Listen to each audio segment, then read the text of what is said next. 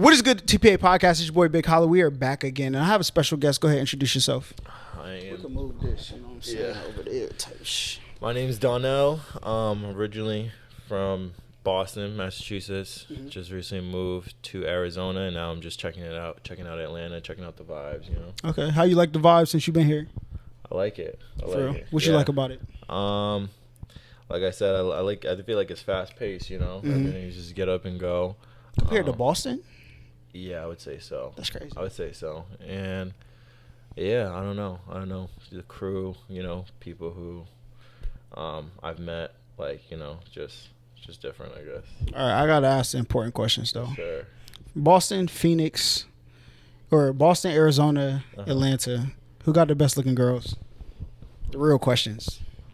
That's a good question. I'll say it depends. It depends what you like, right? Your preference, man. Come on now. No preference, just your preference. Oh, my preference. Okay, my preference. I'll say Atlanta. Good job. You know what I'm saying? Appreciate it. Yeah. I go to like a lot of other cities and I'll be hearing about the hype, especially Houston. I was lied to about Houston. All right. I went out there and it wasn't what they said it was. Okay. Maybe I gotta try again. Houston ladies, hit me on IG type beat. But what made you leave from Boston to Arizona? I guess just opportunity, and I always said if I was gonna move out of my parents' house, I want to pick where I'm gonna go. You know, what I mean? I don't want to just be here because like my family, like, you know, my family's still in Boston or whatever. So I don't know. We kind of just like I always wanted to go somewhere where it was warm weather. You know what I mean? That was like really important to me. And at first it was gonna be like Cali or LA or something like that. But then, you know, COVID. It was around when COVID happened, so it was just like it wasn't the smartest thing to move to like California at the time. Yeah. You know, so we just picked Arizona, kind of close to California, and just I don't know, just thought the living situation was gonna be better there. How did you like? Because I couldn't even imagine. Because I've been in Atlanta my whole life. Yeah. All right, so I couldn't imagine just picking up and moving to another state where I don't know anybody. So how was that getting out there? Yeah, especially during COVID. I know. Yeah, I don't know. I always had in my head that I always was like, I just always wanted to move to a warmer weather place. Always had that in my head, like, so I just felt like it was time. Like it was time, you know, especially where I wanted to move out, and yeah, like, you know, my girl at the time, we were like, let's do it. So. Yeah. So did you have like a job set up out there already, or did you like go out there? So I work as a trainer, and yeah, like I was able to just transfer to the. Boy, let me tell you something about y'all trainers. Yeah. All right, I had this discussion with a girl on here, and like this might not be you though. All right, but trainers be like some of the thirstiest. I've heard that. I've heard that. Man. Yes. I be at LA Fitness like, these are some sickos. Yeah. I've definitely heard that. I don't feel like I'm like that, right? Yeah. But I've definitely heard that. I've heard that from girls, and they're like, oh boy, like he's a trainer. Like, oh God, like he's about to be like super thirsty or whatever. And they're usually like, girls that I talk to are pretty like surprised. You also don't strike me as like some of the dudes I see in the gym that be being thirsty though. So you know what I'm saying? Yeah, I wouldn't say I am. I wouldn't. Yeah. So when you get out to Arizona, you transfer. How was it like meeting people once you got there, or are you like a homebody type person? So like I said, I moved there with my girl at the time. So when I am like in a relationship like that, I would say I am like a homebody. You know, just me and my girl. We just like to just chill, just kick it, watch movies, right? That's who I like to like spend my time with. But you know, since that didn't work out, pretty easy. You know, I think I'm a pretty like sociable person, and like I don't know, so it wasn't too hard. Usually I like to like it's always, you know, like it started with dates. You know what I mean? Like that's usually how I like to get out there. Okay. You know, like I'll go on dates and shit like that, and then I don't know, maybe like then a girl introduces me to whoever, and then that's kind of how it happens for the most part. So you left Boston with a girlfriend? Yes. Oof. So questions. Boy, like how I could, bro. Breakups be hard when you already live in a place, right? So was it like a we break up and then like we still coexist, or was it like we broke up, you go somewhere else type beat? It was like that. It was like we broke up and we split. We just, didn't want to, because we paid for like a 2-bedroom. We were like, all right, this doesn't make sense for like one person to leave. And then, you know what I mean? Like financially, it didn't make sense. So, my girl at the time, it was kind of my idea to move to Arizona. Yeah. So she was just like, I'm kind of here for you. Like, we made this move for you to, like, for your happiness, to follow your dreams. So she's like, this isn't where I, like, this isn't ideal for me. Like, I don't so think y'all split like bedrooms first? Nah. Oh, that's great. Yeah. If I may ask, you know what I'm saying, what would lead to a breakup after you traverse the country together in a relationship? It was, I think it's one of those situations where, you don't know somebody till you live with them. Yeah. I think that's both. I think it was probably both of us. We were like, So what's some of the things you learned about yourself, like moving in with somebody? How much I like my space. Really? Yeah, I didn't know. I really like my space. Like, yeah, a lot. So what do you mean by that? Like, I just like my space. Sometimes I just want to sleep in a bed just alone by myself. Like, I like to just do things by myself. I don't like to always have to answer to somebody. Yeah. You know what I mean? But I don't know. I don't know if that's just young, or if I'm like, because I'm young, or if I'm just like always going to be like that. So. Did y'all like try to create space before y'all broke up? Or was it like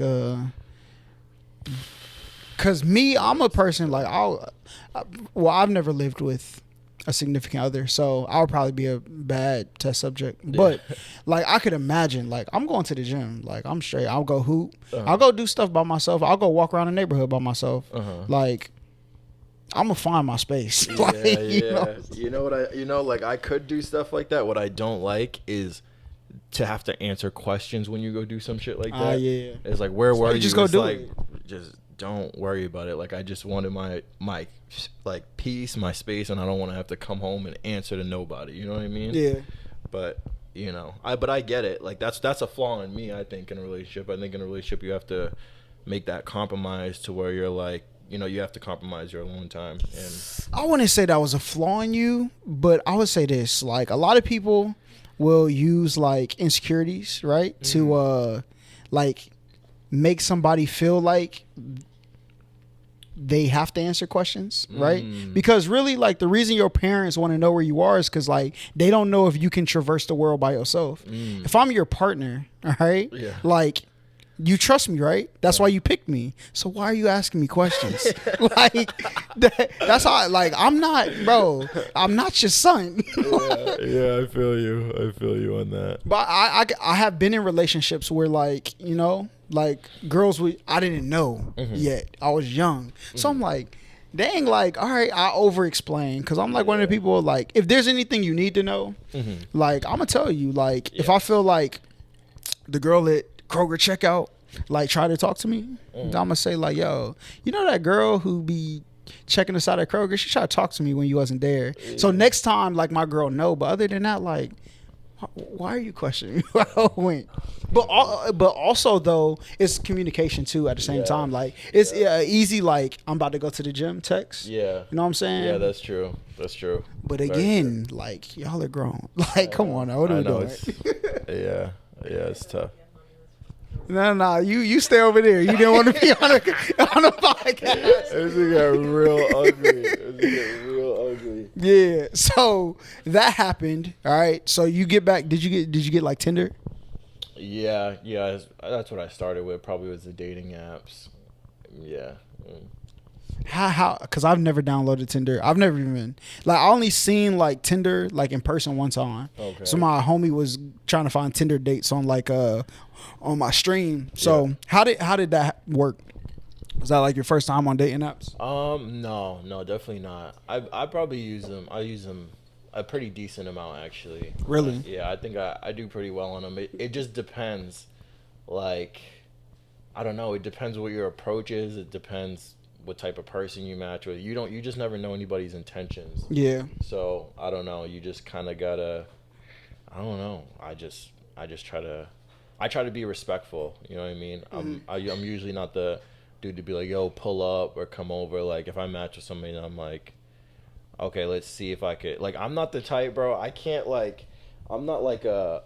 Like, the last time I, like, smashed a girl off, like, the just, like, very minimal communication, that shit was just horrible. It's trash. Yeah, it was like, you know what I mean? I'm big on, like, we gotta, like, have a vibe before that. You know what I mean? So, I don't know if I'm a weirdo for that or what, but I wouldn't say so. Happened, I'm like, nah, this is not happening again. Yeah. Yeah. So I seen a post on Twitter like a couple hours ago. It said 30 bodies isn't crazy. How do you feel about that? For a girl, I think that might be a little. Why is it different but for men and women? Because for a guy, you got to put the work in to get the bodies for the most part. You got to try. For a girl, you can just open your legs and that's it. You don't got to try though. For men. No, I don't think so. Okay. I think dudes be trying so girls see what they can get. They're going to let you keep trying till they feel like they got enough, and then they're going to do it. They were going to do it anyway. Girls know. So if you're trying, it's because she's letting you. She's just going to see what, you know what I'm saying? I can agree with that. I can actually agree with that. Yeah. It depends. It depends, right? I think a lot of dudes, it's pretty easy to talk yourself out of getting some pussy. Like, facts. So that's in itself is trying. Make sure you don't say anything to turn this woman off from you. Make sure, right? That's a skill, right? A girl can be, just like say the stupidest shit and be corny and it don't matter. She can catch 30 bodies in 30 days. Hold up. So why is it crazy for a girl to have 30 bodies and not a guy when it's easier for her but it's harder for him? That means he had to at least try like a lot more people. She just, you know what I'm saying? Because like I said, I think it's to some degree a skill for a guy to be, and it depends on the type of girl, right? It does. It depends, right? If you just smashing a girl who looks like she just got ran over, then that's a little bit different than than like a bad chick, right? If she's bad, then right, that's why when you know what I mean. If I pull up my phone and show you a baddie that I piped out or something like that, you're gonna be like, oh shit, okay, right? So not bro. You're right. I feel like you kind of knew it took some type of, like, I had to do some type of charming to get her, right? Listen, okay. God, please. I'm actually, you know what? I'm actually starting to go a little bit towards what you're saying because I actually do get it. I was talking to this about somebody earlier, where it was like, it is true. Girls, right when they see you, they kind of already know. Yes. It's just your job to not fuck it up. But it's like, even sometimes, you know what I mean? Like, when you see a girl with like a dude and you're just like, you don't get it, you're like, how the fuck, right? It's because she already knew beforehand, like, this. If you make a girl like comfortable, like in the space, she's going, bruh. If she was gonna go, that's a skill. But it's because dudes be trying. If you treat girls like they your homies, they're going, like, because that's why your homies be comfortable. Well, Paul, like, unless hey, it's Atlanta, all right. So, but like, if you just act normal, it's because dudes get around girls and they start acting different, and they don't be treating them like friends. If you treat her like your friend, bro, look, we all went to high school. I know. Like, the ones who was the best friends is because all the dudes who didn't get girls thought they had to do something to get girls. True. The dudes who got girls, they just treated the girls like they was everybody else. And that's why they ended up in spots where girls could run down on them. Everybody else and their friends is two different things. Because I've definitely thought that too, to treat girls like your friends, but then you could also set a vibe. You could set a friendly vibe, and then a girl can kind of put you in the friend zone that way. Right? It's only nah, because like you can have a friendly vibe, but if girls only put guys in the friend zone who try to play the friendly vibe to get the coochie, right? And girls can sense that, like, oh, you trying to all right, friend. That's when they start calling you friend. Okay, but if you like treat her like yo homies, you crack jokes, peanut head type, you know what I'm saying? Like they're going. Okay. All right, I can see that. Not me, because I'm me personally, I'm a virgin. So you know what I'm saying? These things don't appeal to me. I just am observant. You're lying. No, I'm a virgin. Okay. Sure. I don't believe you, but. So like, when did you lose your virginity? I think I was like maybe 13 or 14, like middle school. Yeah, probably just one of like my like a girlfriend at the time. Then. How did that like happen? Let's see. Man, that's a while back. This is a throwback. This is like 10 years ago. So let's see. We used to. She was just, her mom was always cool with us, just going to her house and chilling. And I remember I was like, was she Caucasian? Yeah, she was Caucasian. Okay, go ahead. She was Caucasian. Dr. Umar, you know what to do. All right, go ahead. But yeah. So yeah, her parents were always just cool with it. So that's kind of how it went down. We were like getting into drinking a little bit at that point. And shit at too. 14? Yeah. Jesus. I didn't drink till I was 21. Get out of here. I can't even tell if you're telling the truth right now, bro. I swear to God. I didn't drink till I was 20 because I'm a very by the rules person. Okay. Like what my mom said, like because following the rules just make life so much more easier. You don't have to worry about somebody like, oh, well, so when people say things like when I date girls and they be like, we need to talk, like, okay, like, mm-hmm. All right, what are we going to talk about? Because if you think it's something else, you're about to look very bad. Mm-hmm. You know what I'm saying? But, well, not like that. By the rules. So, well, what do you do for work? Like YouTube. Okay, so that's a very not, like, by the rules thing. You know what I mean? Well, the rules is like, go to college, get your degree, go get I did that. I did. See, I did all of that first. Mm-hmm. Because that's what was asked of me, right? I didn't get a job because that was it, but it was just like natural. Mm-hmm. Like, so at 15, I got a job. By 16, I had 2 jobs. Damn. By 17, I was the manager at Dillard's. Damn. Right? And then by 21, I left and worked for an insurance agency. I graduated college because I had all these jobs mm-hmm. throughout college. I graduated at 24. I think 2018, however, 24. Yeah. Okay. So I graduated at 24 and then never used my degree, left work 2 years later when COVID hit. Yeah. And I only finished college because my mom wanted me to. Wow. Like I could have left. I didn't need college. Yeah. Once I started YouTube. So. Wow. I just did it because like my mom wanted to see one of her kids graduate. My brother graduated, but he went to like an online school. My sister didn't go to college. Okay. So, and then my little brother didn't go to college. So I was the only one who went through.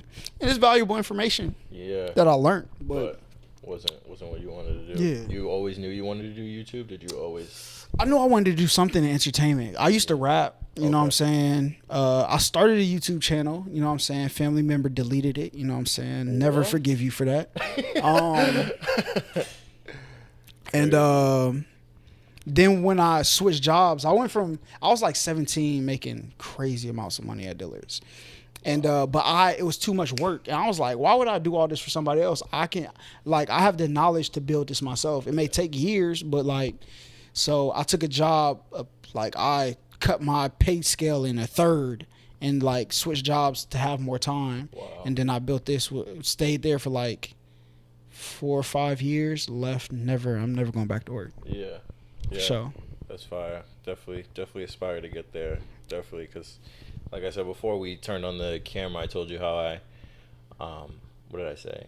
That you wanted to do something with the internet. Yeah. Like how I said, I was off social media for a long time, and that was something that was always itching at me. It's like I want to do social media. I don't know what, but I want that to be a source of income at least one of my sources of income. You know what you should do? Since you're like a trainer, you should do them workout videos and do motivational voiceovers to it. Yeah. I do that a little bit. I just started, right when I got back on social media, I'm like, I told myself, I saw this this was a quote or a video or whatever, where it was like, it's either there's 2 people on social media. It's either consumers of content or creators of content. Facts. So I was like, I'm going to be a creator. I don't, when I do the too much of the consuming, you know what I mean? I don't like how social media like kind of pushes shit onto you. Like I can tell, you know what I mean? Yeah. When you start talking and you fucking pick up your phone and an ad pops up for I'm Yeah. like, what is this? You know what I mean? It's like, it's weird. I'm like, that's fucking weird to me because, like I said, I wasn't on social media for a very long time. So when I started noticing that like stuff like that would happen, I'm like, What do you think caused you not to be on social media? The idea that people are like can be like two different people on social media and off of it. I'm like, this is too weird for me. I didn't understand it. Now I kind of get it. Did you grow up playing video games? Yes, yeah, but I got off. I probably haven't played a video game probably since I was off social media. Probably. Yeah. Yeah. I look at like social media. There's some people who are authentic. I would never judge somebody off their social media presence. I always give them a fair shot when I do meet them. And if I never meet you, like, who cares who you pretend to be? Yeah. Like. Yeah. That was always so weird to me. That was weird, but I get it now. You gotta kind of like people. Nothing makes me more mad than people who post the quotes. You know what I mean? And it's like sure. you know you don't whatever quote you posted, you do not live like that. That's not how you live. What's a quote that you seen that was like that? That's a good question. There's so many I can't even think of them. Like just anything about I don't know people that. Like somebody's like, I hold myself to a certain standard. It's like, no, bitch, no, you do not. Like, you do not. Like, you're garbage, girl. You're trash. You know what I mean? Like, you know what I mean? And it's like, why are you like? What even propelled you to think you should retweet that? Because that's not in your personality. That's not who you are. Some people post stuff to what they inspire. That's true. It's misleading. Yeah. I agree, but it's still misleading. It's misleading if you're posting it like this is how you. When you post something like that, like if I post something like that, it's like. Because this is how I live my life, you know what I mean? So at least that's what I think, right? Like, I do a little bit on IG, like, try to, throw quotes in there. Like, a quote that I thought was really good that I posted on one of my Instagram was, like, your relationship with yourself sets the tone for the way, like, sets the tones for all the relationships in your life, Facts. Right? But somebody will, post something like that and they're trash. They're just trash people. They don't take care of themselves. They don't take care of their diet. They don't do anything. They're not healthy. So it's like, how does that relate to you? Well, some people like you got to understand that some people aren't privy to the same education that you are. Because how old are you? 24. So there may be some people like you're 24, but like. Why haven't you started building generational wealth? Yeah. Because they may have been privy to certain information. Like you may be fit, everything beautiful, but like you got like 24 to 35 to really build something to generate. What are you doing? True. Like, but it just depends on what information you've been exposed to. So I never try to like judge people because maybe they just don't know. But sometimes it's just talking to people and you'll realize like they're not really as stuck in their ways as you think they are. Really? Right? Most people are way more open-minded than you think they are. Wow. Because social media has a good way of only showing the polar opposite opinions to each other because that's what gains the most traction. Yeah. Because I think there was a study that they said the number one thing that people respond to is things that anger them. Is because, and then when you think about it, it's the same reason why people be like, yo, this person left a hate comment, but they got 100 comments saying, yo, you're my favorite YouTuber, blah, blah, blah. But that one hate comment is because, like, one is different. You start to lose focus of, like, the good comments because it's so normal that when you see that one, and then that's the one you want to respond to because you feel like that's not me. And you rather attack like this opinion from a person who don't even know you. You know what I'm saying? That's why like most I think I know the reason why to that too is I actually just like read this, but it's like we're more naturally inclined to to negative thoughts, right? Just things that are negative. It's just kind of just human nature, evolution, right? Like before, civilization and everything, we had to always think about like something negative, like, oh my God, is this animal gonna come and like, like slaughter me or whatever? Facts. You know what I mean? So our brains are still kind of like that. Our brains are still kind of like, it's just more, we're more civilized now. We have technology, but we still have that in our head where we're like, we still kind of look for the negative versus the positive, you know? I think it's because like people have fears, right? Yes. Like, and that's why I try to tell people, like, when our survival instinct, we feared things, or we had things as an indicator of like what we should be fearful of, so we could survive. But now, like the way social media is set up, they put us in a place where they remove those fears. Now we can control the fears that you see, so we can get you to respond in very predictable outcomes. So I tell people, like, if you want to know what real fear is, you drink, you know what I'm saying? Get a little lit, go outside to like a wooded area where in the dark and just listen. And you will know what real fear sounds like.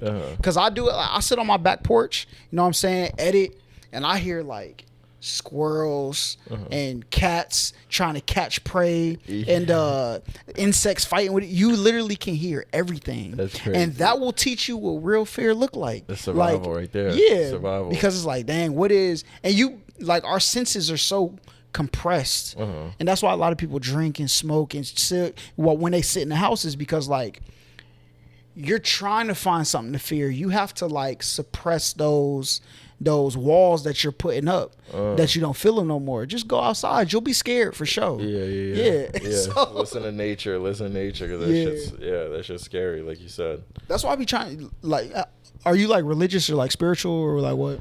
That's a good question. I don't really know.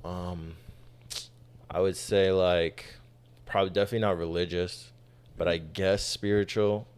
So yeah, I guess. I would say like, because the spiritual people, this why, like, I think they're on the right track with what they say. They just don't have somebody to communicate it properly. Like when they be saying these things, like go in nature, go get some sunlight.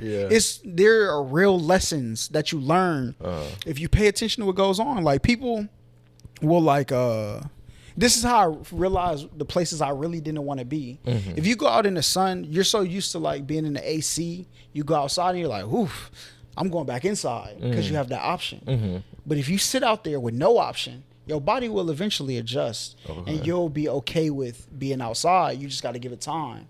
So like, that's how I know like places I really want to be. If like, I really don't want to be here. I don't care to adjust to this environment. But most of the time, like when you go places, like you give it enough time, you'll find your happy median in the place. Gotcha. That's why people just need to go outside, you know what I'm saying? Sometimes. Yeah. Adjust, learn to adjust, you know, get comfortable with being uncomfortable in a way, right? Yeah. Facts. Yeah.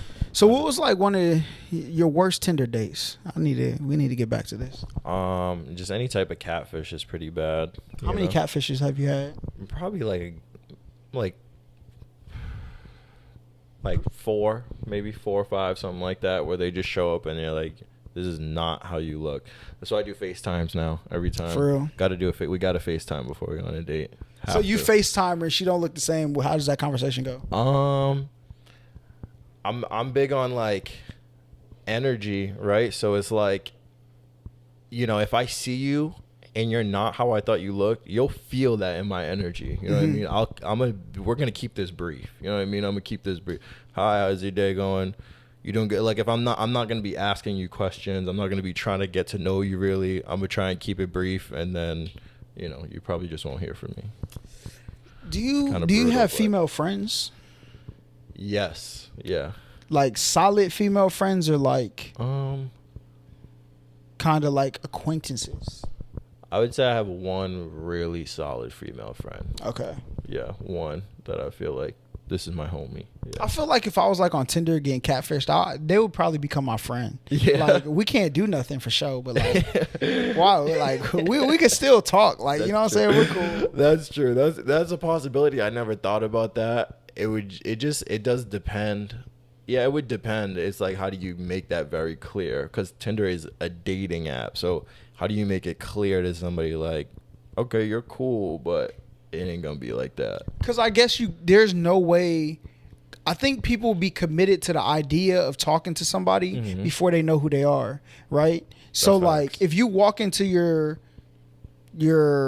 situations with that in mind, like, I don't even know you. Like, so why would I even put this on this pedestal that we need to talk. That's like, true. let me just get to have a regular conversation with you. And most of the time when you talk to women like that, you'll realize very quickly, like I'm never talking to you. But you're cool though. You know, so I'll fuck with you. Yeah. Like, yeah, because you're different, bro. You're different. I don't think many people have that mentality.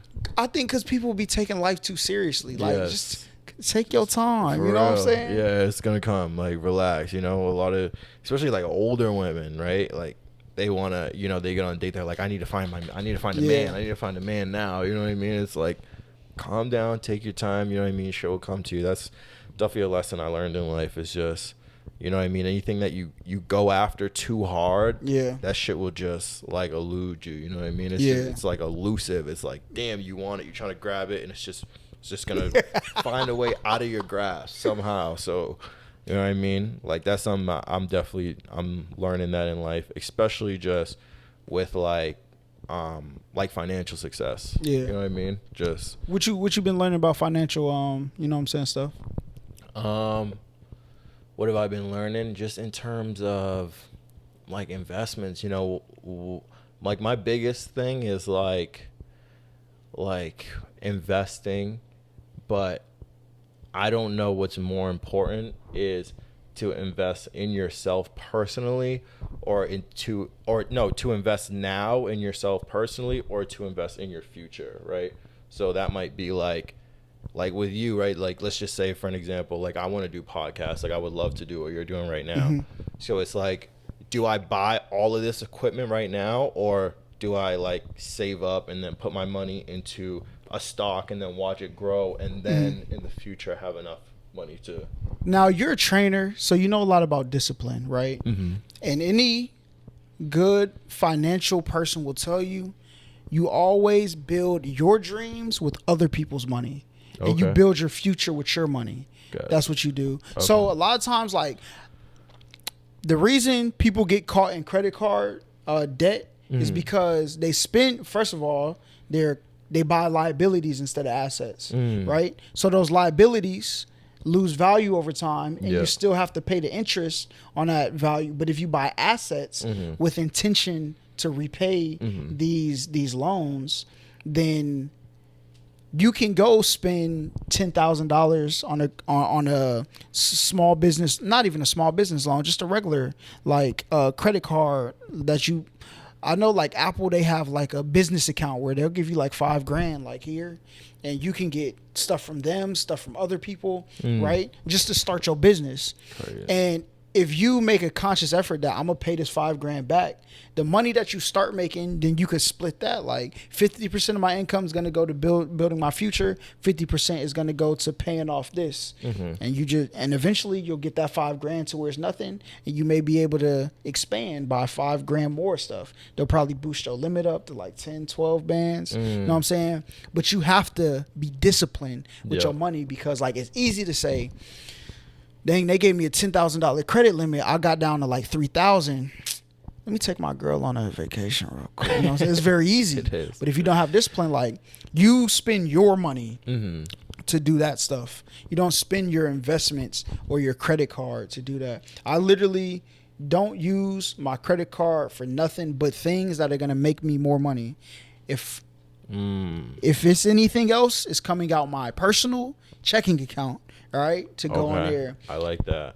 And I don't touch like my investments. I have investment accounts set on auto recur where like it takes money out like automatically, and I got to set like at least like 4 days out the week for different accounts. So like Amazon comes out on Monday, a couple of my cryptocurrencies come out on Monday, my S&P 500 come out Tuesday, Wednesday, my Tesla comes out. Like, so I got them on. I don't even look at them. Like, and there's some accounts that, you know what Acorns is? Yes. Yeah, so I have Acorns. Yeah. I haven't looked at Acorns in about like 14, 15 months. Damn. And I looked at it like a week or two. I was like, damn. And that's what you just have to live your life based on what you need for at least like 5 years. And so how do you go about like, you know, just personal like things that you want? How do you go about taking out money of that? Like you know, like, right, you work hard all week, you want to enjoy yourself on the weekend or maybe every other weekend. So how do you go about that? Do you take like a percentage of out of your checking? Like what do you like? Is that pretty much what you do, or? It depends because like I'm chill. Let's just say it's something that is just you just want to celebrate. You know what I mean? It's not you just right because with me, I'm big on experiences, and when I am having an experience, I don't like I don't like penny pinching. I don't like, you know what I mean? If I'm going on a trip, we balling out. Yeah, like that's me personally, right? And I don't want that your answer to be you just can't do that because that's just not in my personality. I have to do that. Yeah, you feel me? So how do you go about stuff like that where you're like, you know what, I'm going out tonight, let's get it, you know? I'm not like I don't want a lot in life, bruh. Like I literally could like kick it, smoke like a hookah and chill. If I go on vacation, then it's like I like the sightsee, bro. I don't need to like. I'm not trying to go to a city and go to their clubs because like one thing I noticed when I was in high school, everybody used to be like, I want to switch schools. I don't like the people here. And like I always used to tell them, like when you switch schools, the same people you see here, you're gonna see there. It's the same thing. Like, and then I switched schools and realized I was right. Yeah. Like you're gonna find the same people everywhere. So like, I don't need to go to another. You knew that though. You know that, right? Yeah. Like, most people would think that. Most people would think, you know, most people are like, especially when they're in their feelings or they're mad, they're like, I can't wait to get out of here. Yeah. Like you just knew people are. I would say this. I played baseball, basketball, football, soccer year-round sports growing up. Wow. So like my friends who played soccer didn't play any of the other sports. My friends who played baseball, some of them played football.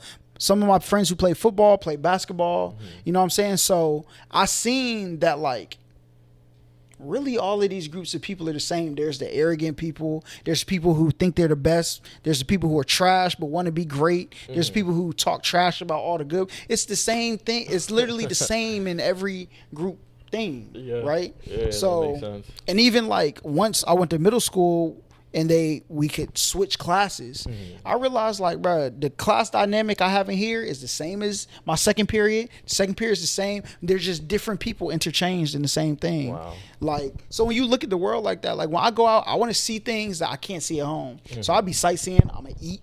I'm gonna find the best eats they got, right? But other than that, like I'm chilling. Like, so when my friends, the only time I spend money is when people call me, be like, let's go out. I'm like, I guess, you know what I'm saying? Why not? You know what I'm saying? But other than that, like, you don't want, if you can get like your week down packed, you don't really need, you won't find yourself looking for money to do stuff. Because like literally I cook all my food for the most part. And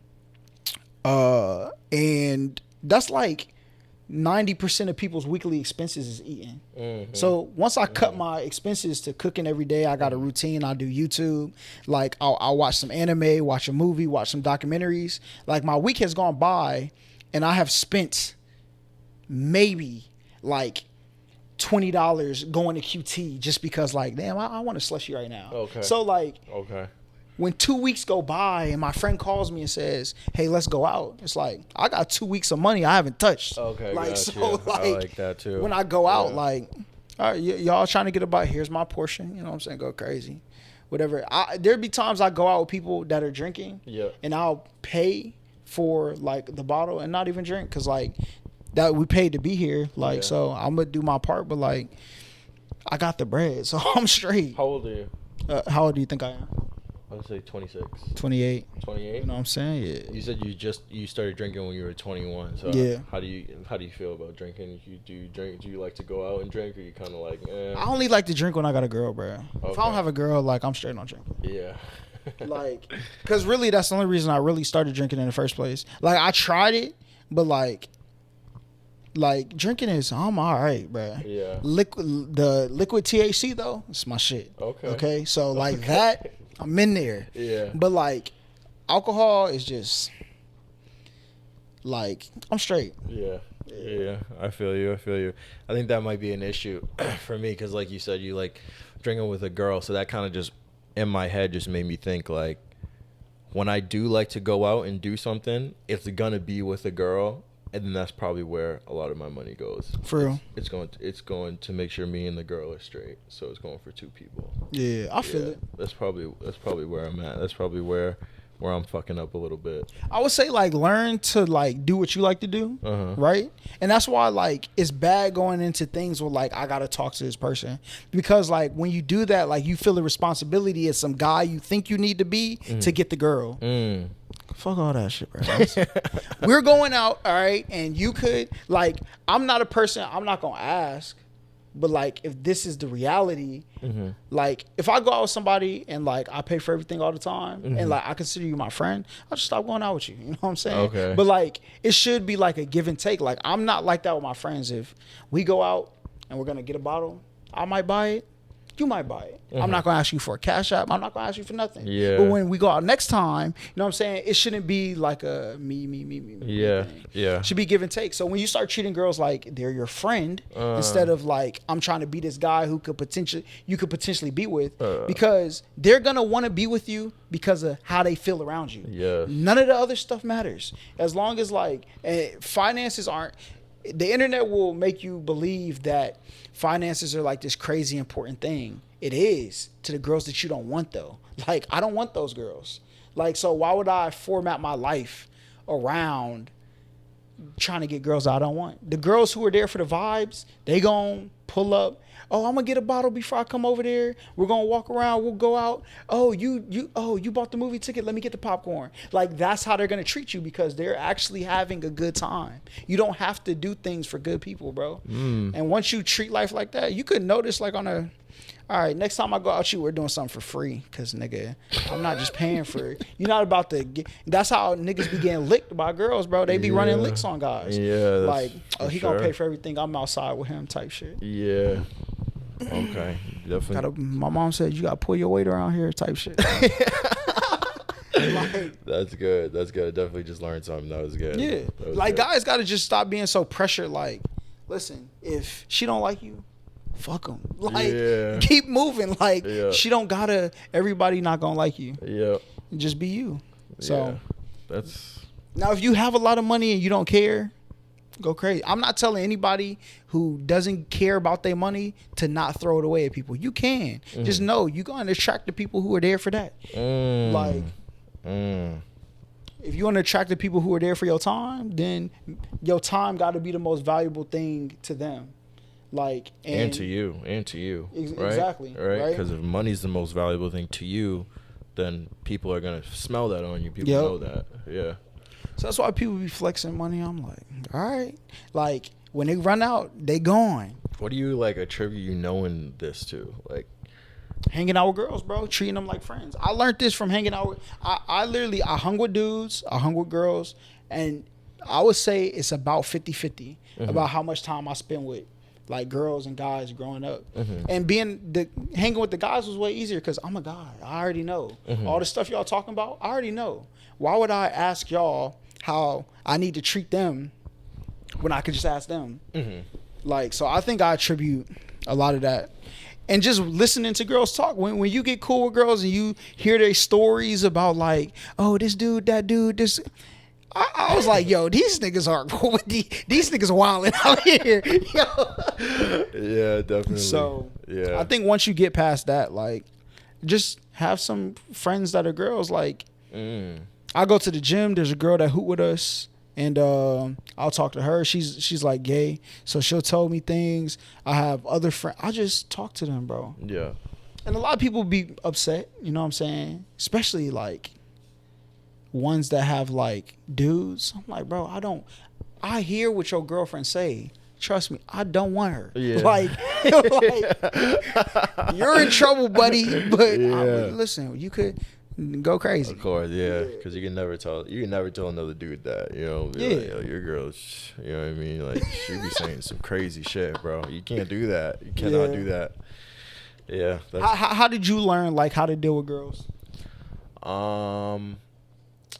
Yeah, I guess like experimenting a little bit. I definitely was a person who went on the internet, like, you know, like rabbit hole, like red pill. that stuff when I like was able to get my heart broken one day, and I was, you start doing the searching and shit like that.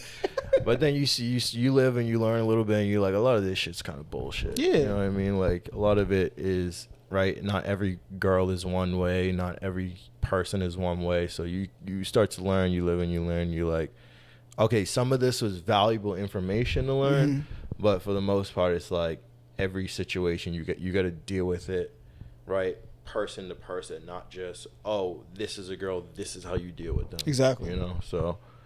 Yeah, I be listening to the red pill stuff. Like, I didn't even know it was a thing at first. Yeah. One of my homies was like, yo, you heard of Fresh and Fit? I'm like, I listened to one thing. I said, they have never talked to women in their life. Like, I can tell because, like, look how you don't need to do, and like any of these things that they're saying. 1, 2, they don't think any girl is worth it, and they're trying to teach you how to get girls that they feel aren't worth anything. Yeah. That's one thing I noticed. I'm like, y'all are just going in this mentality with every chick is trash. Yeah, like that's what you're going into the mentality. So that's what you're gonna attract, right? If that's what you think, then that's just what you're gonna attract, right? If you're gonna, you know what I mean, like lead with your money or lead with what. Right, because they're big. Like those dudes are big on like what they think women are all about. What you can provide for them, right? It's like those are the chicks you're gonna run into. Like that's just how it is. Kris Jenner was smashing the pool boy. Yeah. Rob Kardashian was $1 million lawyer. Had her in the best house ever, and she was fucking the pool boy. Yeah. Like what does that tell you? It tells you not. Yeah, it tells you those niggas are fucking stupid. That's what it tells you for the most part. Yeah. Yeah, not everything adds up. Definitely not. Like I said, definitely some valuable information, I would say. But for the most part, it's like if you try to live your life black and white through that red pill shit, it's. That's why I try to tell everybody, when you navigate the internet, if people are telling you things are black and white, they don't know enough. Yeah. Because nothing in this world is black and white. 100%. So it's all a spectrum. But I listen to them, I'm like, It's so sad that people. Now, how did you feel about Kevin Samuels? Yeah, I thought he was good. I liked him. I thought he was more helping women than men. You know what I mean? For the most part. So I feel like I can't really speak to that, right? I feel like he was more telling women how to operate in a relationship against a man, right? Yeah. And obviously, I'm a straight guy, so I'm like, if that's what he thinks, that's how you should operate as a woman. A lot of things I would say, when he would be like, let's see, like, what's like a great quote from him? Just, I guess, being like, certain things when he'd get on women's asses about like, this is not like men don't like masculine women, right? Him saying something like that, I'm like, I think that's pretty reasonable. You want to know why that's cap? You want to know two things that a lot of men wish their girlfriend did? Is play sports with them and play video games. Two things that society considers masculine, and every nigga want a girl who do it. Okay. So Nick, what you're saying just isn't true. Like masculine energy, like but there's a time and place for everything. Because like people would say women don't want feminine men, but like nigga, when y'all watching The Notebook, all right, she gonna want to cuddle up, you know what I'm saying? Shit like that's more feminine activity, right? Yeah. So like there's a time and place for everything, but then again, a lot of those girls act masculine because the dudes that they are so timid. They're scared to be who they are. So nigga, I'm gonna just run you over. Yeah. That's what. So whose fault is it? Like, you're not a fan of Kevin Samuels, huh? You weren't. Well, see, in the beginning, he had valuable information. I feel like towards like the more recent years, he became very divisive, right? Because that's the thing. When content creators start getting money, their morals start going out the window. Yep. Like what happened. And the audience he was talking to isn't the audience for his message. You are talking about high value men. If you ever been to New York, you'll go and like, especially in like the rich parts, girls will throw themselves at niggas they think they got money. Because I'm just trying to be your housewife, nigga. I'm trying to get taken care of. Yeah. Most dudes one, aren't in that financial position. Two, don't want them type of girls. Yes. So you're trying to tell these women like, you got a baby, you're 200 pounds, you're blah, blah, blah. Bro, there is a average person within a decent radius, if you live in a densely populated place, that is going to love you for what you got. As long as, go ahead. But what he would preach to those girls was that they wanted those ballers, like the girls who were, let's say, out of shape or had 3 kids and all of that. And he was trying to basically say like, but your value isn't on the dude that has $1 million house and has a Benz. Like, he's not looking for you, shorty. That's what he was trying to tell him. But here's the reality, and how I know he didn't really talk to women like that, right? Is because they only say that because they're getting nothing out of the men that they're around. They're a little timid. What they will, I don't even like using the term like beta or something like. Okay, you're like a very like, let women, I'll do anything for a woman. Like, you come from a tax bracket where you could just pay a woman to be who you want them to be.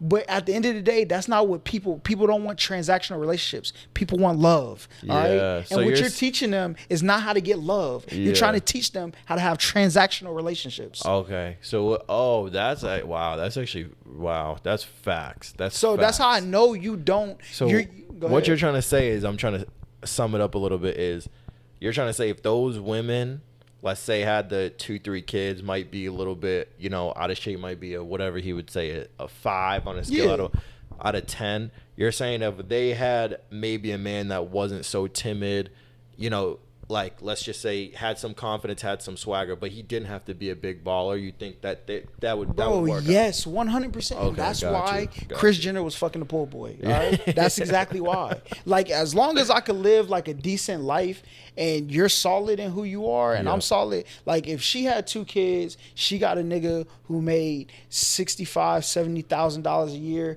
came home, you know what I'm saying, did some sweet stuff, brought her flowers every other week, and she's going to suck the meat off that man's weenie, all right? Like, that's the truth. People want to feel, when people feel loved, they do things like that. But men have convinced themselves the only way women can feel loved is to spend money. Isn't the truth? You help somebody grow mentally, because this is one thing that cannot be purchased. It got to be earned, all right? So, like, no matter how many hours somebody put in the gym or put on Wall Street, no matter how many hours, if you can't lead somebody mentally, then your girl can stray to people who are better at leading her mentally. Got you. And dudes will pay to keep a girl in a box so they don't get that. And the girls will find their way out. Exactly. That's why they say, my girl can't be on Instagram. My girl can't, because mentally you can't lead that woman, right? So you got to lock her in this box of nobody can see you. If you got everybody who compare their girl to a nice car, would you let people test drive?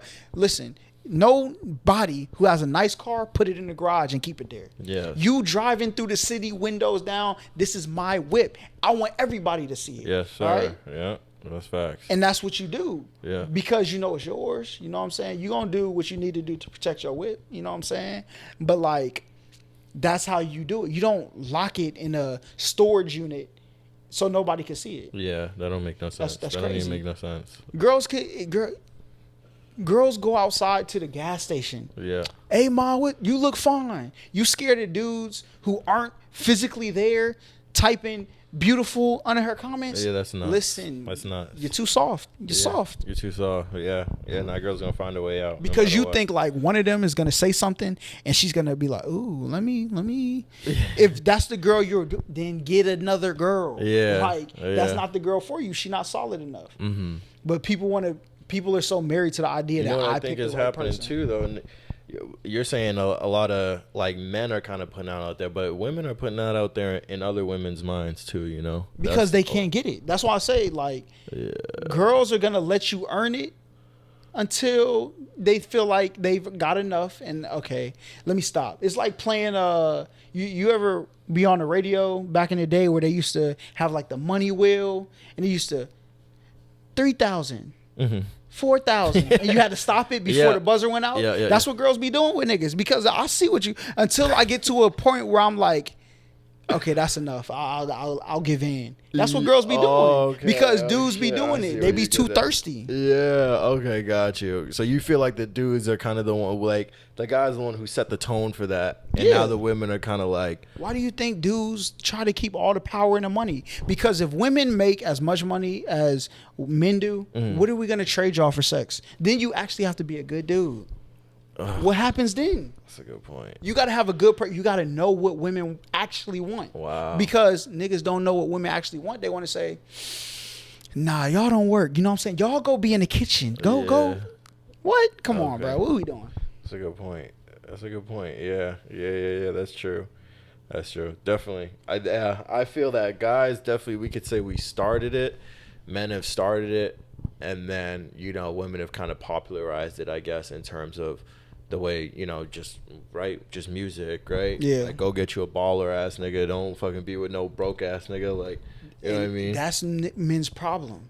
They listen and they don't watch. Yeah. Meg Thee Stallion, JT. Uh-huh. Fuck these niggas, get this money. What they in? Relationships. Yeah. Loving they nigga. Yeah. Stop listening and watch. People be falling in love with what they hear. But would they ever be with a broke dude? That's the question. So what about Nicki Minaj? Nicki Minaj make 200 times more than her man. That's facts. Like, that's facts. And she be rapping that yeah. shit. Like, as long as you could exactly. As long as you could, you know what I'm saying, give me like a decent, you know what I'm saying? And it's plenty. Look at Oprah. Oprah man sit there every time they have a little award show, he you go, girl. You know what I'm saying? He plays his part. Oprah, one of the richest women in the world. That's true. That's true. And just right. Like, Nicki Minaj is a little bit older, right? And I feel like she's kind of going away from rapping about shit like that, right? Yeah. I feel like the Meg Thee Stallion she's young. I guarantee you. And she make more than her boyfriend is a writer. She is the star. Yeah, right? She got more money than him. Yeah. Well, I'm hoping, you know what I'm saying, she does. Yeah. The way I she don't know no talking, more. right? Yeah. Yeah. Yeah, no, I think that's probably correct. I think she's a way bigger star, right? So that makes sense. Yeah. Wow. But what happens is girls could be with dudes who make less money than them, but dudes turn into they feel inferior. Yeah. They feel like they have no power. That's why if you use this thing, right? Uh-huh. I don't care what a girl do. I'm But gonna what find about some way to make you more money. Okay, but what about the girl who starts to feel superior because she makes more money? What about that? I think she will only feel superior if you try to challenge her. Like, people only start to feel superior to somebody when, like, you try to challenge their position. Oh, I don't even know. Then don't be with her. I see what you're saying. No, I see what you're saying. How people. Yeah. Yeah. I get. Yeah. I always say that. Like like every time when you do get challenged, you feel the need to, like, stick your chest out. Yeah. You know what I mean? Like, yeah. So that makes sense. That does make a lot of sense. And see, if people would just chill, like. But I do think women are like that, and this might be a red pill thing to say, but I do feel like that's why it's important for a guy to be at least in most situations, not every situation, be the person who's leading, right? Mm-hmm. You know what I mean? Because I do think, I don't know, maybe women do have the tendency to, when they are leading, to like come down like a little bit harder on things. You know what I mean? Like, What you mean? Like, let's see. Like, an I'm trying to think of an example of what I mean. It's like this is gonna be super extreme, but I think women have the mentality to, like, you know what I mean? Like if you do something wrong, to be like, yo, chop this nigga's head off, versus like, let's just let him sit in timeout for a little bit. Yeah. You know what I mean? Because they're emotional. That's what, at least that's my opinion. I think they have the tendency more to make harsh, rash decisions when they're in an emotional state, and be like, you know what I mean? This dude stole something. All right, let's cut his hand off. Or, right, I think a man is more apt to say, let's just let him sit in the corner for a little bit. Let's talk to him about what he did. Mm-hmm. You know what I mean? Rather than just go to the most extreme. Yeah, see, but I think, like, the realities that we force, like, a lot of girls into and a lot of guys into is guys. Like even when it's all psychological when you're young. Oh, Johnny, get up, wipe your knee off, you'll be fine. Mm-hmm. Sarah falls. Is are you okay? So you're taught like there's a place for your emotions. Mm-hmm. Guys are kind of taught through what they go through. There's no place for your emotions. Mm. So yeah.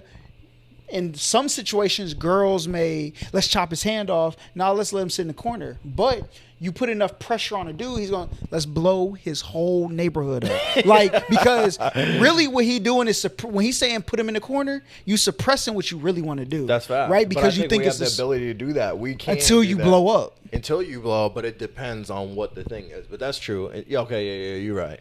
You're right. Yeah. Until you blow up. So she may have a collection of 10 hands. Yeah. But you done hit a whole neighborhood. You know what I'm saying? Yep. That's facts. That's facts. There's a balance. There's a balance. Yeah. There's a balance. You're right. So I think and a lot of dudes, I don't think I'll hit that, let me blow his neighborhood up, right? Mm-hmm. Because I know there's a place for my emotions. And most girls know there's a place for dudes' emotions too. They just won't express them. Because they feel like she's going to, like, if you're scared that your partner is going to use your emotions against you, once you find out, leave them. All right? People are scared to find out who their partners really are. People be protecting themselves from who their partner is. I'm going to find out exactly who you are. Right? So I know if this is where I want to be.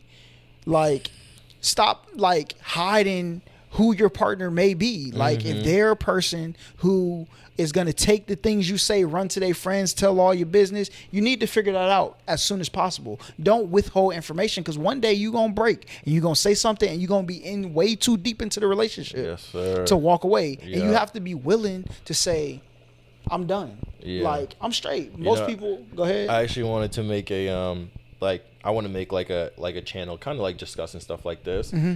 And one of the topics that I wanted to challenge in dating, I think everyone in dating is saying, like, take your time, you know what I mean? Like, like 3 months in, then you can start doing this, 6 months in. I wanted to make a video that's saying, nah, get right into it ASAP. Like, get into it right, like, you know what I mean, as quick as possible, because going to your point. Like, get to know them as quick as possible so you can figure, if you're dating with a purpose, if you're dating with, I want to settle down with this person, or you want to settle down at all. But here's the thing, though. You will never know somebody if you go into it with intentions of dating. Girls have told me things that I know niggas they date don't know, because there's no way on God's green earth you've told this man this, because they don't feel like they're dating me. I really be friends with people before I date them. Gotcha. So, like, people will show you who they are when they think you're not looking. That's the only time. And so if you jump into a relationship, let's jump into it. You should get to know people, like spend time together. Like, yo, chill, I fuck with your vibe. Let's hang out again. Let's hang out again. And you don't stop trying to jump into physical activity so quick. Yeah. Because now people I like that. So let me try to be the girl who stick around, or let me try to be the guy who stick around. Okay. Instead of that, just hang with people like, yo, my friends is coming here, pull up. You'll see how people really function. When you're in a club with somebody who doesn't think you have any interest in them, just watch how they move. Like, that's interesting. You know what I'm saying? Yeah. Like, then you can know things, because this is the type of person they are. Now, some people are different in relationships, and some people are different in relationships and out of relationships, but not really, because whoever they are outside of a relationship, they're suppressing that to be in a relationship. Gotcha. So if you doing too much out of a relationship, I'm straight. I'm good. I don't care how fine you are, how I imagine the coochie to be. I'm fine. Yeah, I'm straight. Like, yeah. I mean, shit. Like, does that work for you? You know what? I think the issue is I think most at least most girls I've ever talked to, they think that's like a little much or a little weird to invite, like, let's say it's been a girl you've been just chit-chatting with for like a week or 2 or 3, and then you tell her, like, yo, come pull up with me and my friends. Like, most girls, I feel like, are like, that's too much. Like, you're already trying to ask me to chill with you and your friends. Like, we haven't even got to know each other that well. You feel me? Or? But see, I don't be hitting people up like that. Like, because they're already in the intention of this person trying to talk to me. Like, when I see you and we talk, then I'll see you. Like, if I don't catch you in traffic, then I'm just not going to see you.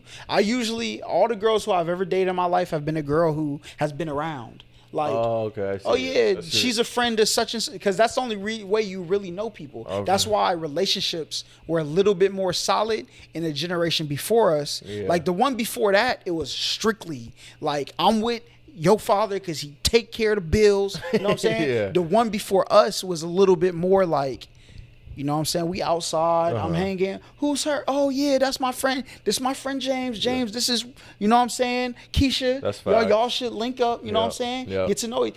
Because now you have vouchers. You have people. You know what I'm saying? It's not That's weird. facts. Y'all may see each other at one party. Oh, it was nice seeing you. Can't wait to see you again. It may go 2 months. You don't see her again. Okay. Then it's the 4th of July cookout. You back outside like, okay, I remember. Hey, you know what I'm saying? Hey, you should, after this cookout, you know what I'm saying? Let's go. I want to go to a basketball game with you. You like the Lakers? They come in to play the Hawks. Mm-hmm. That's how you go about getting. I'm not hitting up girls like, yo, what's good? How you doing? You know what I'm saying? What you up? There's people who like, I will Instagram message back and forth, just to like be in the loop. Like, but when I see you, like, none of the stuff we say in messages. When I see you in person, it's clean slate. Okay. What is this? That's Jasmine. Yeah.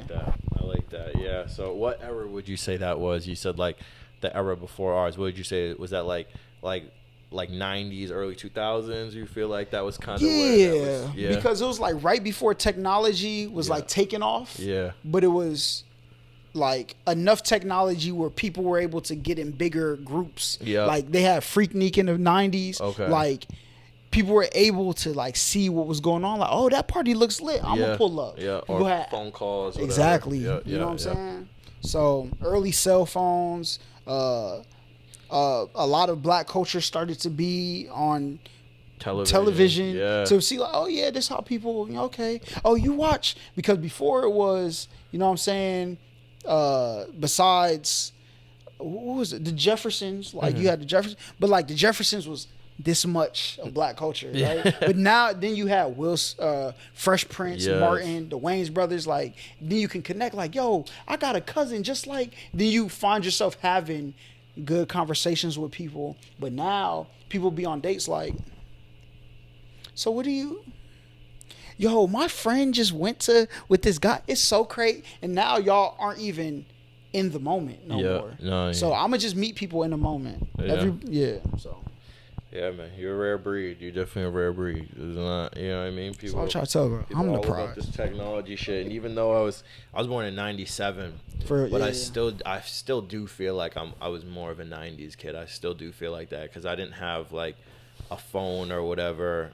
At least like like the way kids are just growing up with iPads now. Yeah, that's nuts. Like that's crazy. Like, you know what I mean? I still do feel like that. I feel like if you were like from like 95 to like 98, it really depended on your financial situation. You know what I mean? Because if you were born in the same year I was born, 97, and your parents had money, you had an iPhone by the time you were like, I don't know, whenever the fuck they first came out, 08, 09, whatever, right? So that definitely wasn't me. But yeah, no, I feel like that definitely was the golden era, is like, like 90s, early 2000s. Definitely. And that was when people could connect more rather than people just being on their phone, and it's crazy. I think part of it is because like I be real with myself, so it's easy for me to be real with other people. Like the things I like, and if you don't like that, I like it. You know what I'm saying? I don't care. like I was the kid in school. Like I know y'all was playing video games, or if y'all didn't have them, y'all wanted them. Yeah. So why are y'all clowning me for playing video? I play video games, bro. Like, I don't care. Yeah.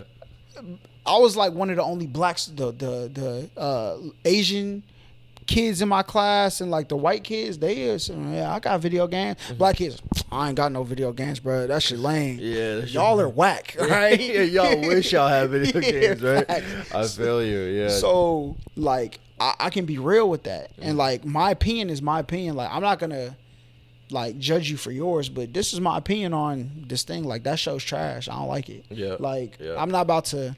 Oh, I mean, it was good. You know what I'm saying? No, that show is garbage. Yeah. Like, and when you can be real with people like that, they'll be more real with you. Yeah.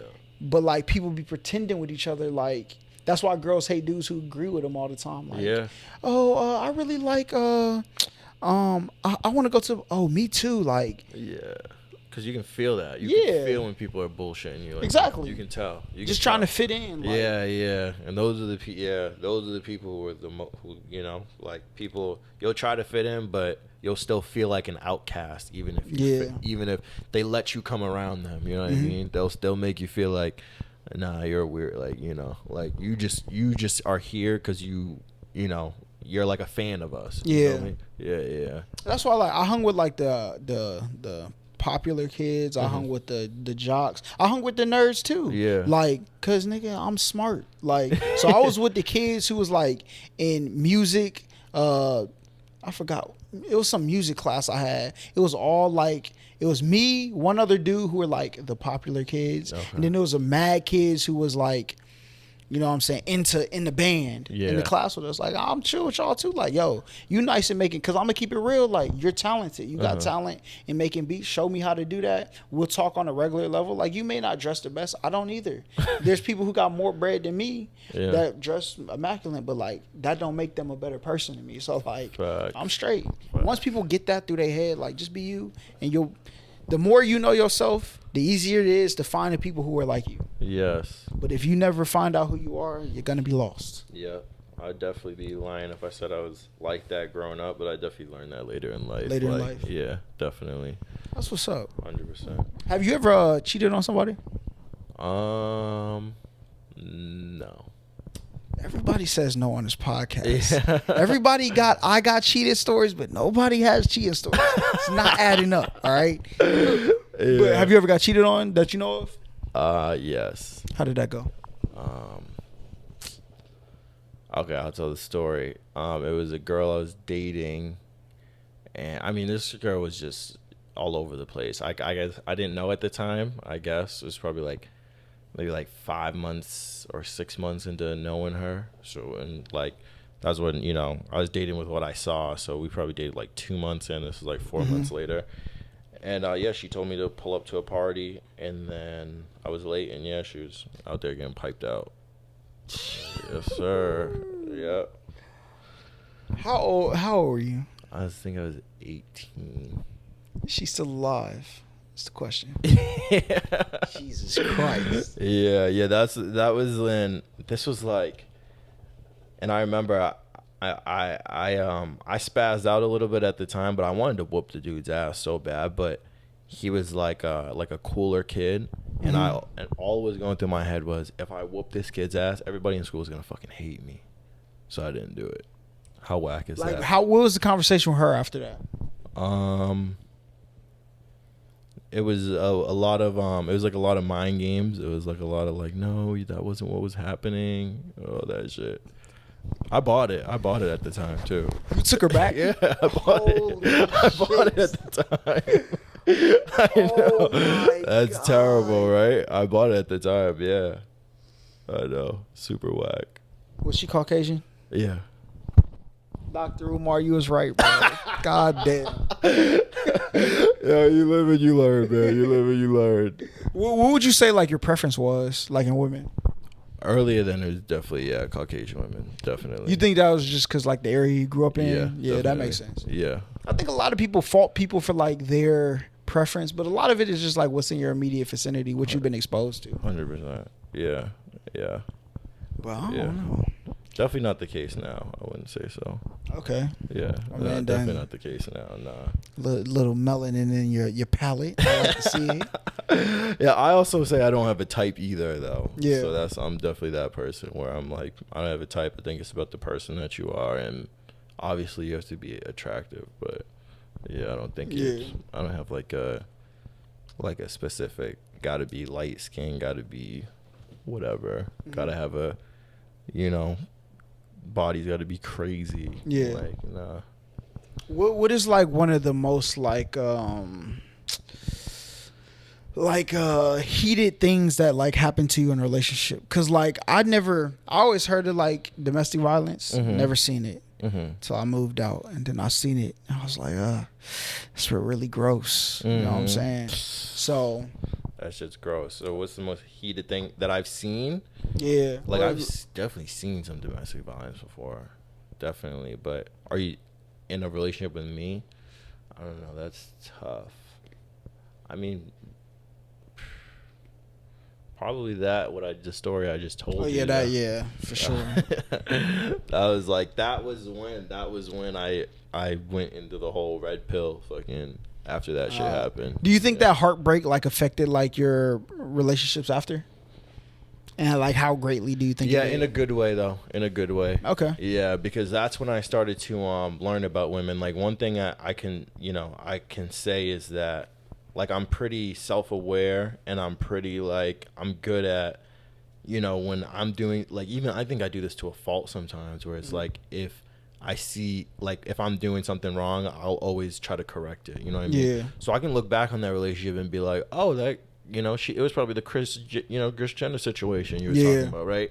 I probably wasn't doing it for her mentally at the time, or I probably wasn't, you know what I mean? I just wasn't that guy for her, you know what I mean? But I tried hard to get her to be like, this is a bad white girl, like, you know what I mean? I gotta bag her, you know what I mean?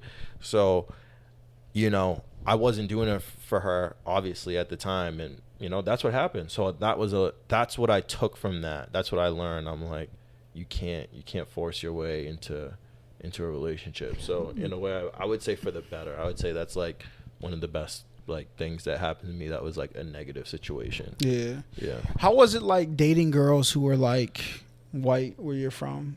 Was it like because I never told this story on this podcast. Okay. How long? Okay. So the first girl that that's a lie. The first girl I kissed was Hispanic. Mm-hmm. And that was in preschool, you know what I'm saying, type shit.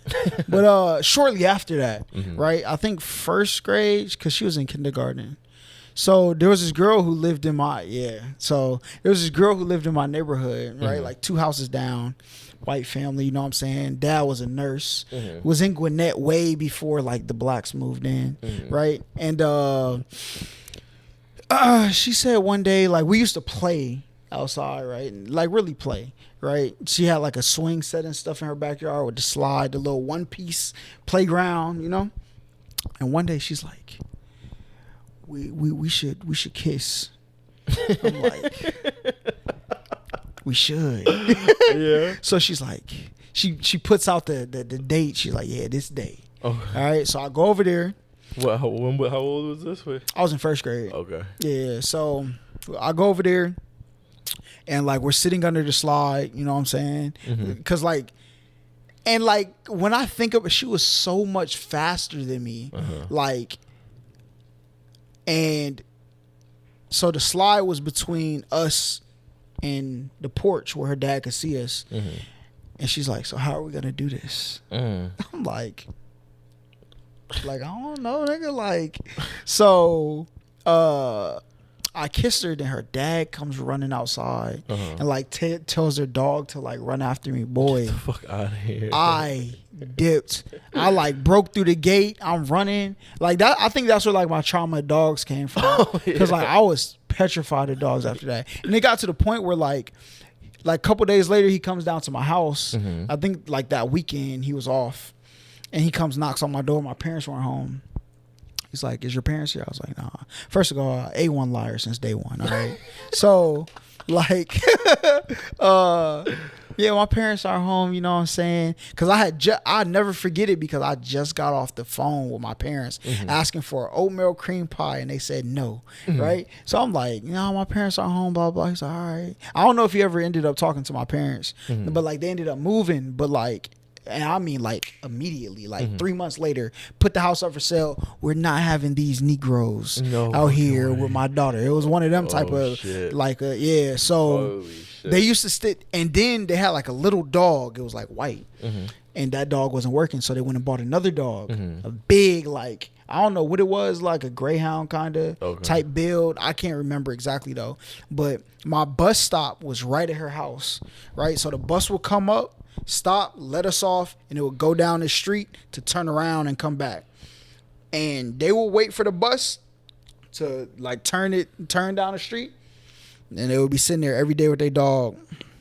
As soon as I got off the bus, Dog chased after me on the way home. Get the fuck out. I had to run from a dog every day. Holy shit. Off the bus, bro. That just traumatized you with white people in general? It didn't. It was dogs more than the people, right? Because like I had other white friends, so it was like never it never registered to me like this white people doing this to me. Yeah. Right. In hindsight, I'm like, dang, it was because a little black boy, and it's your daughter. Your daughter's the one who told me to come, right? I know, so, right? Did you ever try to explain that? Did you just be like, it was her, like it was? I never, bro. I got up out of there, boy. I'm Jets. You don't have to catch me, man. That's crazy. So is that like your only experience with a white chick? Because I thought that's how this came up, or no? Oh yeah, that's my only experience. That's your only experience with a white chick? Mm-hmm. Get out of here. That's crazy. And it's not because like I don't think white women are attractive. It's just like ever since then, like black girls moved into the neighborhood. Yeah. You know what I'm saying? When I went to school, I just gravitated towards like, well, yeah. There was one like Vietnamese chick that I could have talked to, but like we were so cool, like that I never really thought about it. And also, I was never when girls like me, I'm oblivious. Yeah. Like it'd be like, cause I'd be so focused on what I got to do that like it just be going past. So I think back like, damn, she was trying to fuck me. Yeah, I should have did it. But like I didn't because I'd be like so focused on like what I got going on. Gotcha. Yeah. And now I can pick up on it a little bit more. That like, all right, I see how you looking at me. You know what I'm saying? Type shit. But before, like, I was just focused. So it would take a girl like, listen, I want you, I need you. Like type of Okay. Gotcha. How was your experience with girls? Did you usually pursue them or like? Yeah, I would say for the most part, yeah. That's another thing that I kind of got out of too, is, you know, being the one to like always have to pursue, you know what I mean? So yeah, that's something I definitely got out of. But yeah, early on, definitely I would say that I was the one always trying to pursue girls. What was like your drunkest night that you had?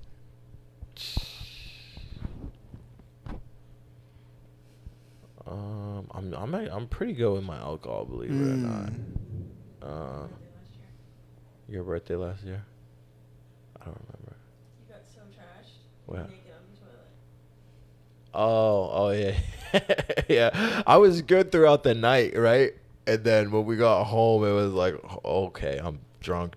Yeah. Right? Yeah. But yeah, she just had to take care of me. I was just very drunk. I didn't even throw. Okay. So yeah, I'm definitely not a like I'm not like a cause a scene type of like drunk person, but I'm definitely like I'm the person who people might be looking for me. It's like, where is he? And like I'm in the corner over there, just like, you feel me? Dang. Like that's my vibe when I'm like too drunk. But I'm definitely not the like, I don't know, rah dude fucking, you feel me? Like, you be hopping down on girls when you be drunk? Yeah, I will. It depends what the type of vibes are. It depends how the night is. You know what I mean? But it depends. Like, bro, because my homie Broadband, boy, that man get some liquor in him. He's listen. Yeah. The nearest coochie in sight, boy, is getting jumped on. No cap. It depends. It depends who I'm out with. It depends what the vibes are. But yeah, nah. That was like what we just talked about. That's definitely one of those things. It's just don't even pursue it. You know what I mean? Like. One thing from the red pill videos that I learned is like girls will give you choosing signals. You know what I mean? If they like you, like they'll do something to let you know, like, come up to me and talk to me. Fuck all that. You gotta say it with your listen. If you don't say it with your chest, I'm not saying nothing. Yeah, I'm good, bro. Oh, for real? Yeah, I told a girl that for sure. She was like, some girl. She asked me a question like, because girls will say things like. And this would be, I just be trying to hang out with them. And they'll say, should I come? I'm like, you know what? I'm straight, bro. I'm good. Because that's such a female thing to do and say, right? Yeah, I'm good, bro. Yeah, like, I'm straight. Yeah. She was like, well, no. I was like, look, you're going to have to say it with your chest. Yeah. Like, if you about to, you know what I'm saying? Yeah. But then I ended up, I want to tell this. No, I'm not. Well, like, oh, come on, you gotta tell it. Look, I feel like when I hang out with people, like, I be hurt sometimes, bro. Because like, damn, you just wanted to fuck me, bro. Like, that's all I was worth.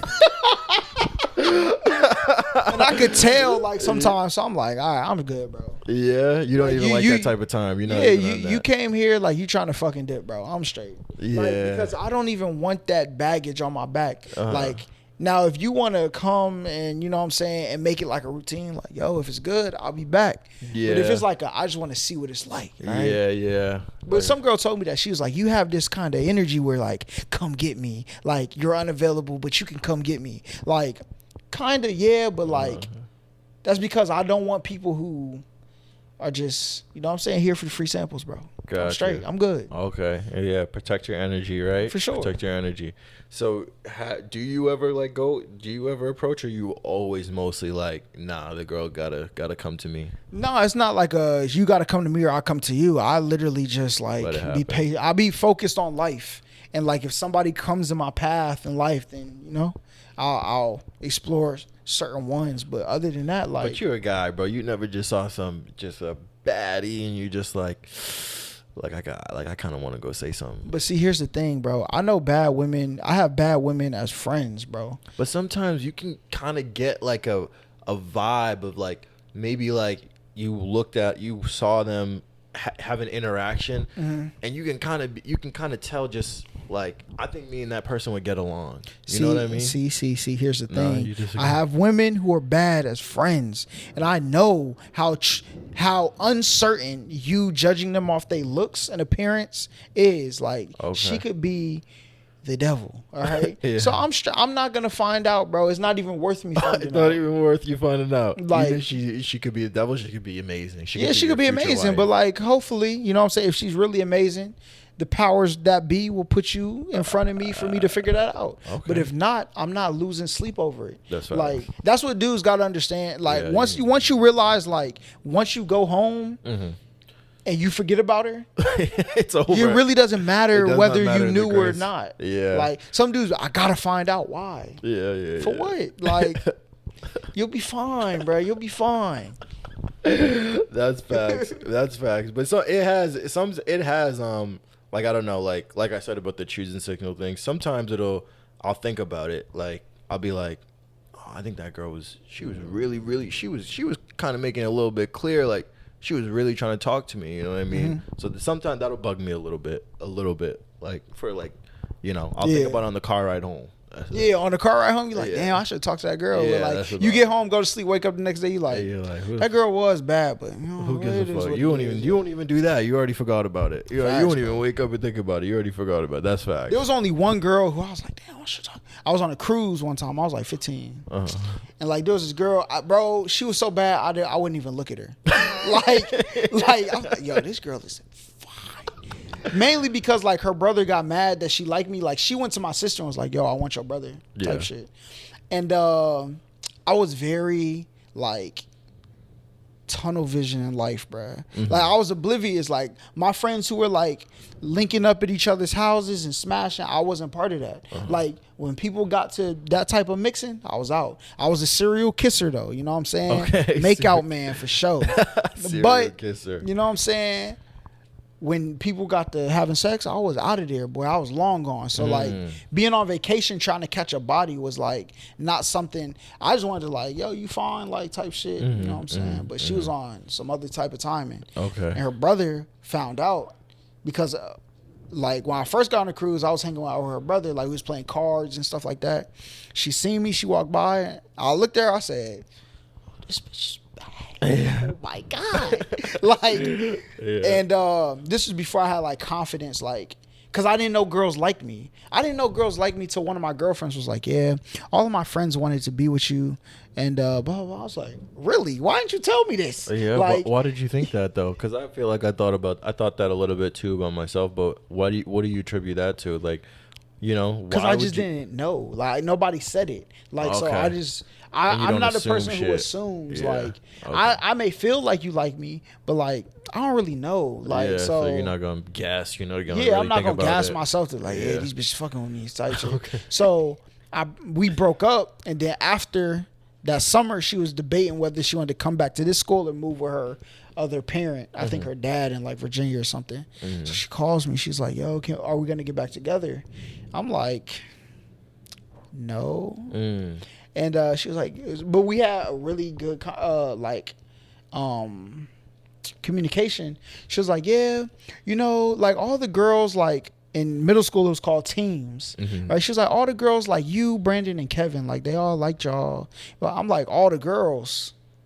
Who are all the girls? She mentioned this one girl. I was like, say you swear to God, bro. She liked me, but I was a really like goofy, funny, and I should have known because like she would do stuff like, and this is how fast the people that were, and I just was oblivious, nigga. Like movie day in the thing when the projector, you remember them projectors where it was like a light and it flashed? Yeah. So like teacher would be writing on that. We'll be in the back of the class. She'll like take my hand, put it in her jeans, type shit. Oh, like shit. I didn't think nothing. I thought we was just playing type That's shit. Like, crazy. oh yeah, this is we That's lit. crazy. She'll reach over, touch. I'm like, all right, like you just thought nothing of that. yeah. I just thought like we're fucking with each other, like type shit. But like Okay. you don't like me. I just think it's like a little like flirty. But yeah, like we nothing. just be flirting with each other type Okay, shit. got you. So that's what I thought it was. So I'm like, all right. But when she said she lied, I said, like, boy, I would have wifed her. Oh, I would have left you for her. Like, type, Oh, yeah. shit. But once I Yeah. found that out, I was like, yo, that was like 7th grade. So 8th grade, idiot, right? I go to 8th grade. I'm like, all right, look, I know I'm boyfriend man, but I'm gonna take this year off. I'm not gonna date nobody. So this is the romance movies. You know what I'm saying?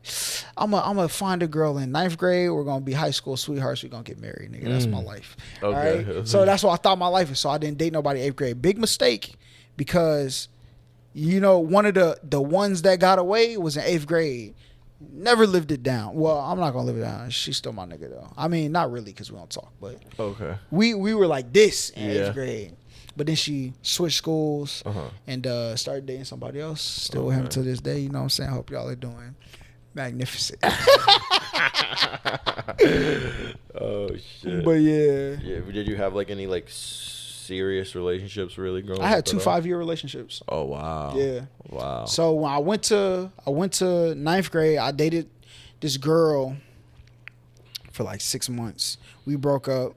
I dated this other girl for like a month, like a month later. And I'll tell that story on another podcast. But like I got caught in a trinity of women, right? That all sat at the same lunch table like the day I got out my relationship. I picked the wrong one. Another one that, you know what I'm saying, next boyfriend. Got married, still with him to this day. I hope y'all are doing swell type shit. So, like, the one I chose though, she was crazy, but she put the most pressure on me because I didn't really know people like me like that, right? So she put pressure, like, I want you, I need you. Yeah. You know what I'm saying? Yeah. So that's kind of what you were talking about earlier. Like you kind of prefer that in a way, right? Or no, I don't prefer it. I just didn't know before because I was focused on like going to school, playing sports, going home, taking care of my at-home duties. Gotcha. I really didn't think of nothing else. Yeah. Like, wow. So when I went to school and girls was like, if you make me giggle one more time, I'm gonna have your child, like type shit. When people start treating me like that, then I was like, oh, okay, you like me, okay, you know what I'm saying? Yeah. So, I dated her. And I had a best friend at the time, and she was like, you know, you and your best friend, I think y'all are going to be together. So the summer goes by. Me and my best friend are hanging out, and we go to the movies one time. And I'm about to go to Las Vegas to move out there. So I tell her, like, yeah, I'm going to move to Las Vegas, blase, blase. And she's like, she sends me this long message of, like, we should be together. You know what I'm saying? So we ended up being together. We were together for 6 months. Her mom made us break up. I was kind of stupid at the time because, like, I couldn't get over the fact that, like, we couldn't just be together and tell her mom we're not. But she was like, I can't lie to my mom type shit. So it's like, all right. Dated another girl for a couple months. And then I dated a girl for 5 years. Got out that relationship like 11 months later. I got another relationship that lasted 5 years. Got out of that one like last summer. And I've been single since. Wow. And I don't see a relationship on the near horizon either. So really, just I'm locked straight, in again, bro. just too focused. I'm straight. Yeah. Because niggas have destroyed these women, all right? And I'm not about to repair them. I'm straight. So I'm just chill. That's a good point, bro. That's a good point. That is a good fucking point. That's facts. Yeah. Yeah. Because I think about that. I mean, I'm like, I'm open to whatever happens, but I do think about, like, man, like girls that have been in relationships that are, like, I guess more like experienced, let's say that. Mm-hmm. It's like, you know what I mean? Then there's baggage that comes with that. Yeah. But then it's like, then do you want a girl that's kind of inexperienced, who kind of doesn't know what to do in a relationship? Then you kind of gotta like build her, I guess, to be, you know what I mean? So it's like a double-edged sword, where it's like, which one would you rather, right? The girl who's been in relationships, but she's kind of been through a bunch of bullshit. She's dated all these different types of dudes who have her thinking a certain way now, or a girl who's kind of just super green, and you know what I mean, like, it's gonna be it's gonna be work to get her to be where you're at mentally, to be like, you know what I mean? I think most people want to be like that. It's not hard for inexperienced people to buy into the idea because they have no boundaries to tell them this is wrong. Okay. It's just when they end up in the hands of bad people. So, like, I think I could do, like, the inexperienced girl because, like, usually people who haven't been in relationships have very good friendships. Yeah. Right? So you know how to be there for somebody, blah, blah. And, like, usually, like, if you are that guy or that girl, when you get in a relationship with somebody, like, and they feel that thing, it's going to be nothing for them to tell their friends, like, yo, I'm not hanging out as much. I'm going to go be with my man type shit. But the people with baggage, that insecurity stuff, I'm not doing that, bro. Yeah. Because, like, I'm not them. Yeah. I am him, all right?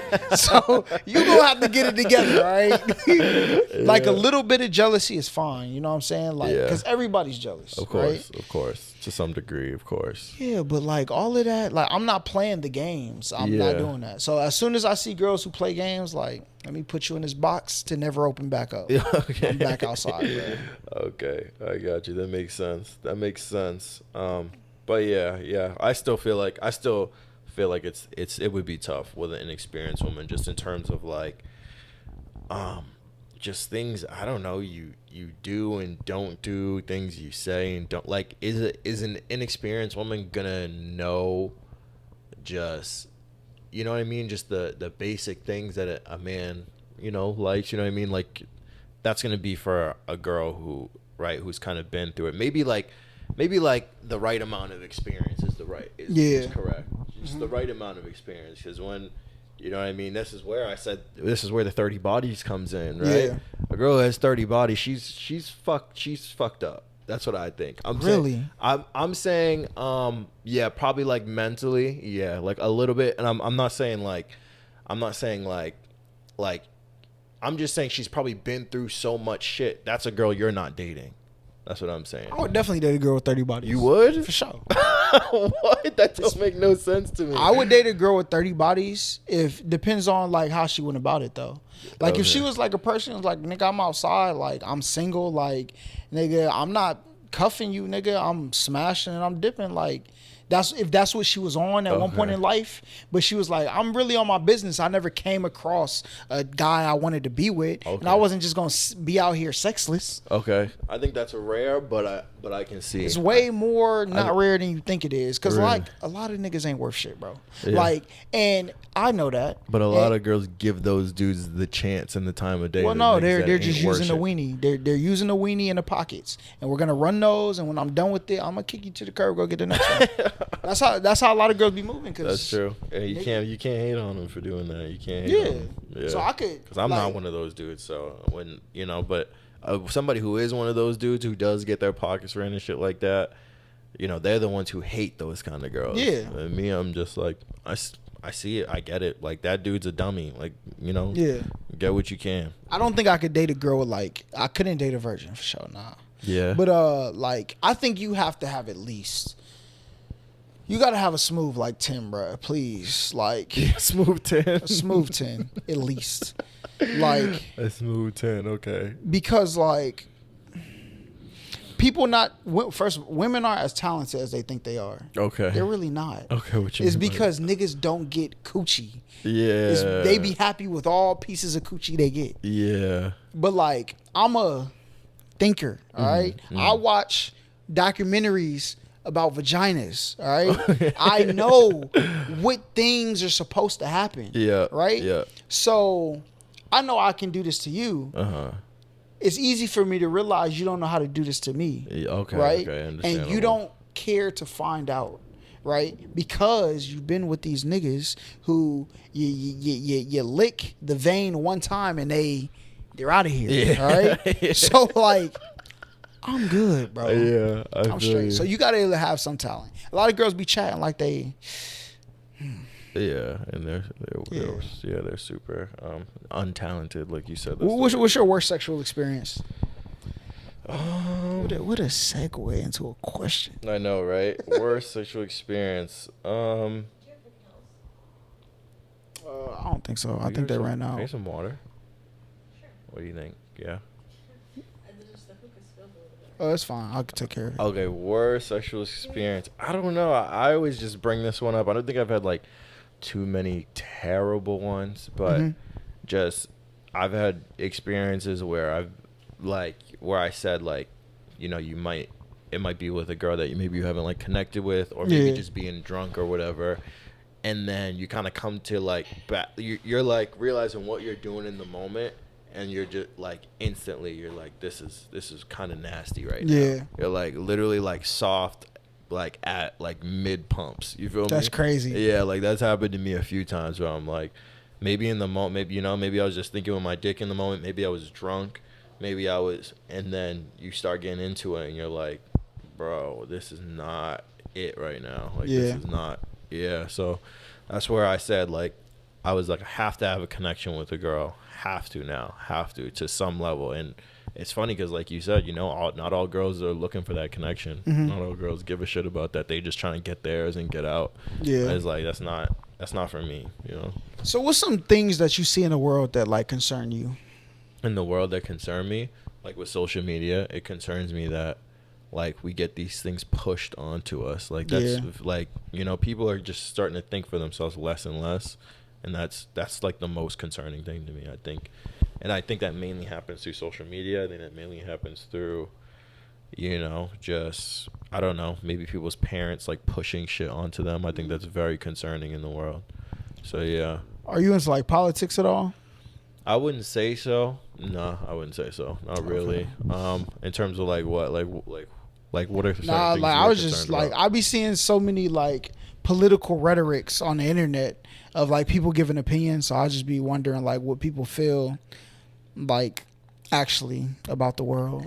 Yeah, I'm very I think I have a talent for this, where I'm very like I can see both sides of everything. So that's why I just say like don't put me in either. I'm nothing. I'm not red, I'm not blue, I'm not anything. I can literally see. I don't care what the circumstance is. I can argue with you right now the other side's point of view right now, even if I don't even believe it. But I'm like I can see where y'all are getting at with that. You know what I mean? So becoming a content creator, what content creators do you watch? Like, let's see, who have I been big on recently? I mainly watch sports things, if I'm keeping it real. Like, I'm massive on like MMA. You know what I mean? I'm a huge UFC fan. Yeah. So that's I want to get into. You know what I mean? So I'm. You know, you want to do MMA? Oh yeah. That's like a bucket list thing for me. Like I want to. A bucket list thing for me is to perform in front of a big, like, crowd of people. So I don't even give a fuck if it's like, you know what I mean? If that's the one fight like I ever would have. Yeah. As long as it's in front of a big group of people, like I'm talking like, you know, a stadium or something like that. I don't care at what level that is. I think I would do it and then I would stop. You know what I mean? Even if it's like my 5th fight and it's like, yo. You know what I mean? It's your 5th fight. It's 10,000 people here. And I would do it and I'd probably be like, all right, I'm good. Like, I had that experience. You know what I mean? That's crazy. I like the idea of, like, you know what I mean? I'm very, like, I like the idea of, like, evolution and, like, who we used to be as people. And I think that's, like, MMA fighters are the closest thing to that. It's like they're like fucking gladiators to me, and I think that shit's dope. You know what I mean? I think that's the most vulnerable thing you can do as a man is like go out there. You're this dude. You don't know, like, you could get knocked out in front of all of these people on television, like, that are watching you. You could get slept. You know how embarrassing that is, but you still went out and you still did it. You know what I mean? So I think that's dope. That's crazy. I don't know. I'm too pretty for all that, bro. I'm gonna lie. I feel you, but there's a way to go about it. There's some fighters who are very smart, and they you know what I mean? Like, the fighters who fight and get into wars and battles and they're like, you're known as a dumb fighter. Like, you're dumb. True. Yeah, you're dumb if you do that. You got to be smart. You got to hit, like Floyd Mayweather, right? Man went 50-0, never took a big hit in his whole life and made the most money ever. That man's genius. You know what I mean? He's like, I'm going to play this game. I'm not going to let it play me. I'm not going to be like, you know, God rest his soul, Muhammad Ali, who got into all these wars in the last 15, 20 years of his life. That man was, you know, Alzheimer's and all that, right? He also was a heavyweight, though. So. That's true. It's a little bit different. It's a little bit different. Yeah, heavyweights, you can't really get out clean. You can't. But yeah, I mean, I wouldn't be a heavyweight, so you know what I mean? So you got to play it smart and right. Even a fighter who just recently got into the Hall of Fame, just never bled in the octagon, never really got hit hard ever, and he was dominant, never lost a fight, never really lost a round, and he retired at 30. He was 29-0, one of the greatest of all time, dominated everybody. And who was it? Khabib Nurmagomedov. Oh yeah, he retired. He retired. That's crazy. At 30 years old, bro. Dom became the champion, defended his belt. He's like nobody can be. He's like, I've proven so many times nobody can touch me. He's like, obviously if I do this for 10 more years, somebody's gonna beat me. So why would I keep doing it? You know what I mean? He's like, I think I proved my point. This is my era. Now somebody else can have. The only fight I seen him was the McGregor fight. Yeah. Right. Stole it on Twitch. Yeah, that was the biggest fight ever. That was still to this day is the biggest fight ever. So what sport are you the most into besides MMA? Definitely basketball second, and then football. I love playing football the most. That was probably my favorite sport to play, but basketball definitely to watch. Michael Jordan or LeBron? Okay, all right. How you got to ask? There's different ways to ask this. As a player, I think LeBron's better. Mm-hmm. Who's the greatest? Michael Jordan. Michael Jordan accomplished more, has way more accomplishments. You know what I mean? What accomplishments does he have more? More rings, right? Scoring titles, MVPs, and yeah, the way he just dominated his era, right?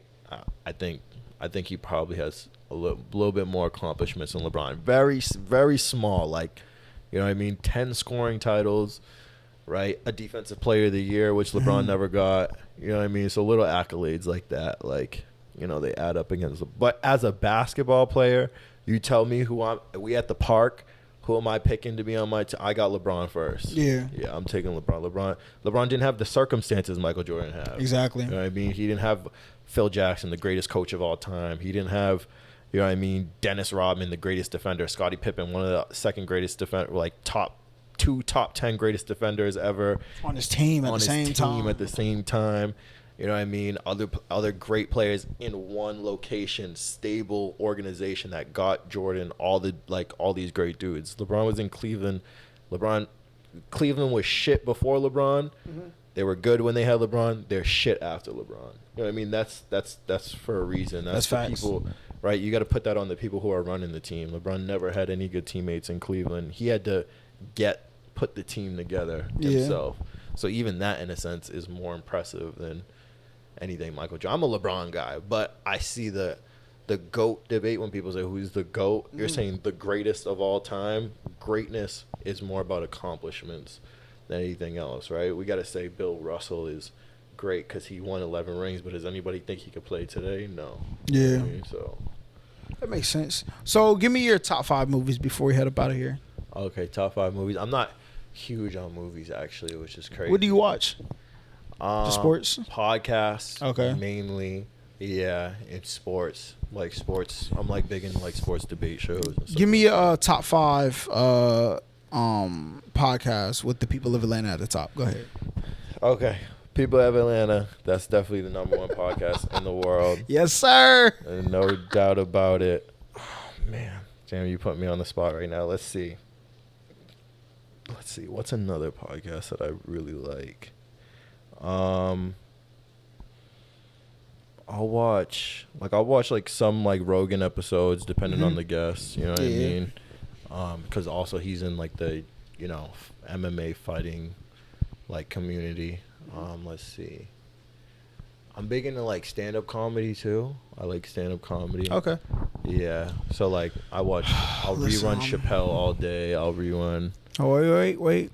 I gotta ask this question. Okay. All right. And if you answer this incorrectly, I will delete this episode. All right. Okay, let's hear Cat it. Williams or Kevin Hart? Okay. I'm gonna go at the peak of their when they were like at their best. This was such a good episode. Okay, good job. Woo. But I think consistency wise, I think Kevin Hart, like I think Cat Williams fell off as of right now. Like his last, you know, one, I was like, his last seen special. the new one? Yes. I was like, I didn't think it was great. I think it was more of like a social commentary. Yeah, that's true. Yeah. I didn't get too many laughs out of it. Kevin Hart, even though, you know, his none of his things are the funniest things I've ever seen, but he gonna crack a couple jokes where I'm gonna laugh. You know what I mean? I have never. You never thought Kevin Hart was funny? Never laughed at a Kevin Hart. I watch them because like they're entertaining, but I've never. Really? No, Cat Williams, his three, I'm forgetting the name. Pimpin'. Those are untouched. Those are like, put those in the Hall of Fame. Chronicles, and what's the other one? I'm blanking. It's been a minute since I've seen those. But yeah, put those in the Hall of Fame. Those cannot be touched. Kevin Hart doesn't have anything that could even scratch the surface of those. Yeah. You know what I mean? Top 3 porn stars. I've never been like a porn star type of dude. I've never been like I need to watch this girl. You know what I mean? So just be going for whatever. I guess I'll just throw on. Do you think you could date a girl who does OnlyFans? It depends what the money is going to. That's up here. That's like your mentality, like her life. You know what I'm saying? She paid for her house. She got a car. Nah, you got to be investing it into something, and you got to be flipping that money into something crazy. Like, you know, I respect a little bit like what Kim K did. You know what I mean? I respect it. You know, she made that one thing with Ray J. Now she's the most famous woman in the world, debatably. I respect that hustle. But if you just to buy a Birkin bag, you want OnlyFans, we can't date. Birkin bags hold value though. All right, whatever, any type of bag. I guess so. I'm talking about just to, you know what I mean, just for your lifestyle, just to like, you know, just to have a nice this, a nice that.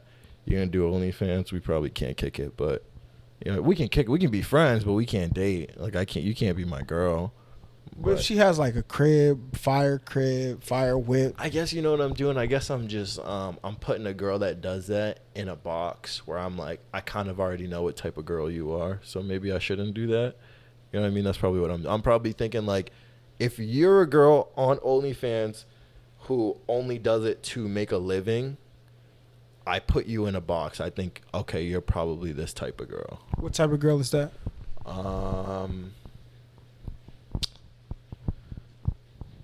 Man, I just think selling your body like that on the internet kind of just says, I don't know. Like, it's just, yeah, I don't know. I don't want to, like, you know, take a shot at anybody's morals for doing that, but I just think you might do some shiesty shit. You know what I mean? If you'll do that.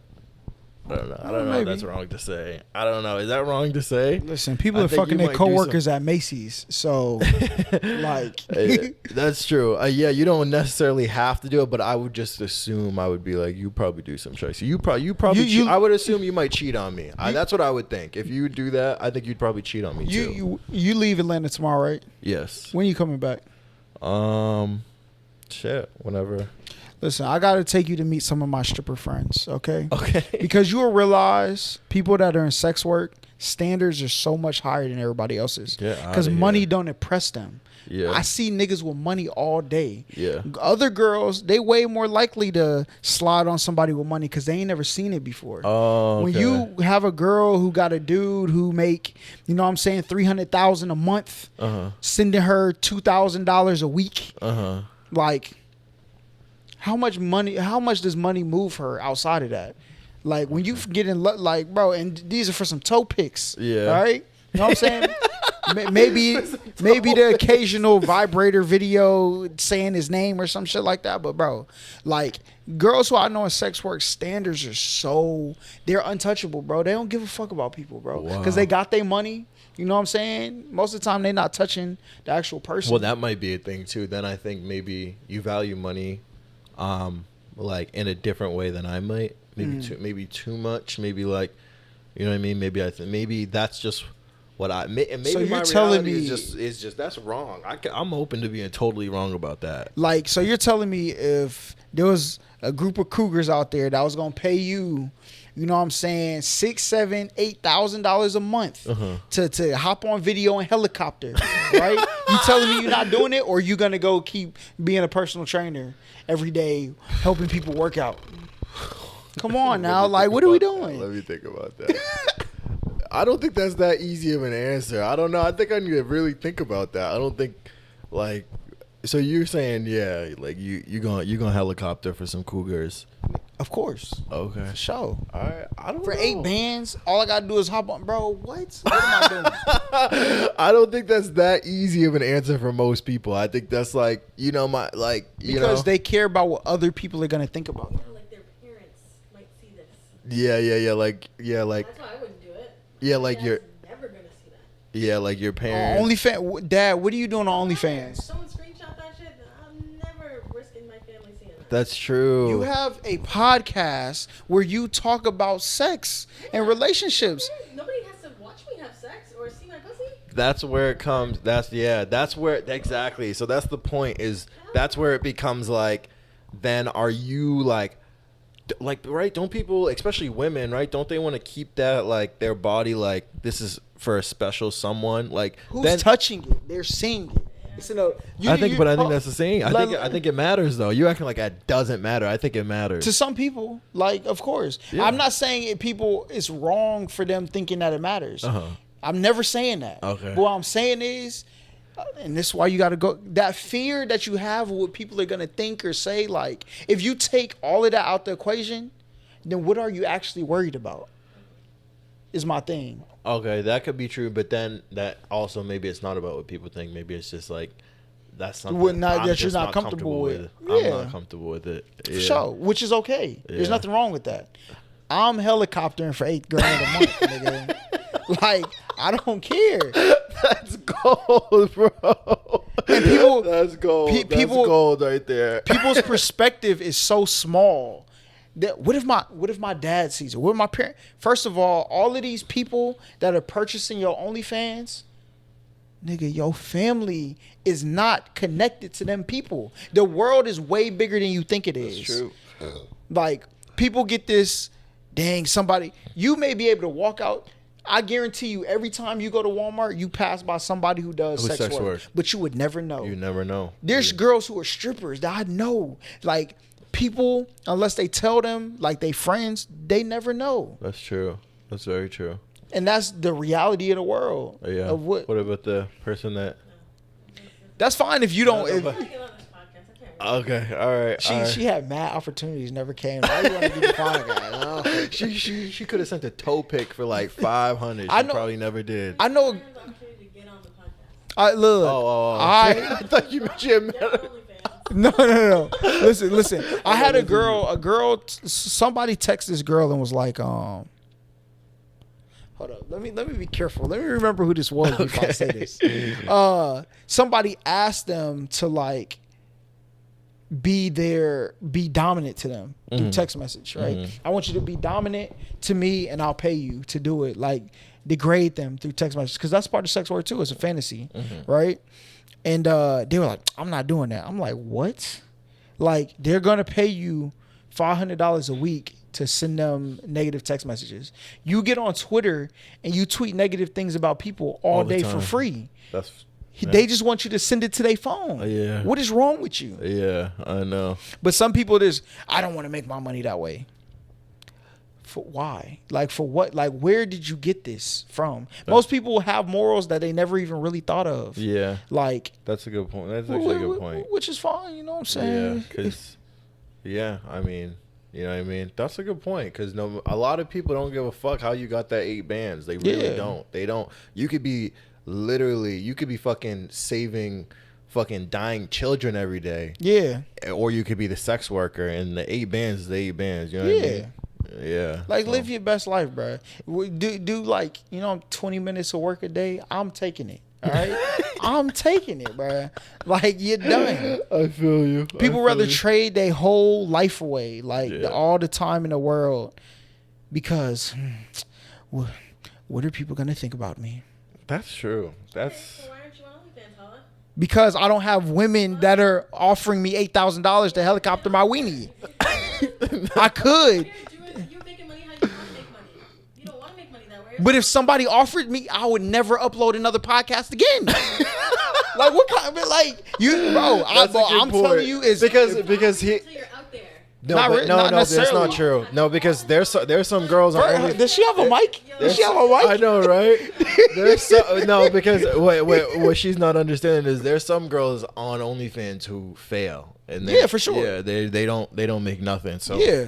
I think it's more the idea of why put myself out there and if I don't have the guarantee. Like most girls that do the OnlyFans, they kind of know. They're like, I have 10 dudes in my DMs who said they would pay $1,000 a month for my OnlyFans. So why wouldn't I just do an OnlyFans? For sure. I think he's trying to say if he had that opportunity where he had 10 girls in his DMs that are like, I will slide you $1,000 a month, then he would do it. Yeah, right? for sure. Okay. If So that makes happened to sense. me, bro, That makes and sense. people have a misconception about OnlyFans. They see the fucking videos. That's what they see. Yeah. Right? A lot of them stuff is things girls post on Instagram already. Yeah. All right? Like a lot of the pictures that are on there, they just get personalized pictures. You may, instead of you posing in your bathing suit like this, you pose in your bathing suit like this with their name written on your cleavage. That's it. And people are making thousands of dollars doing that.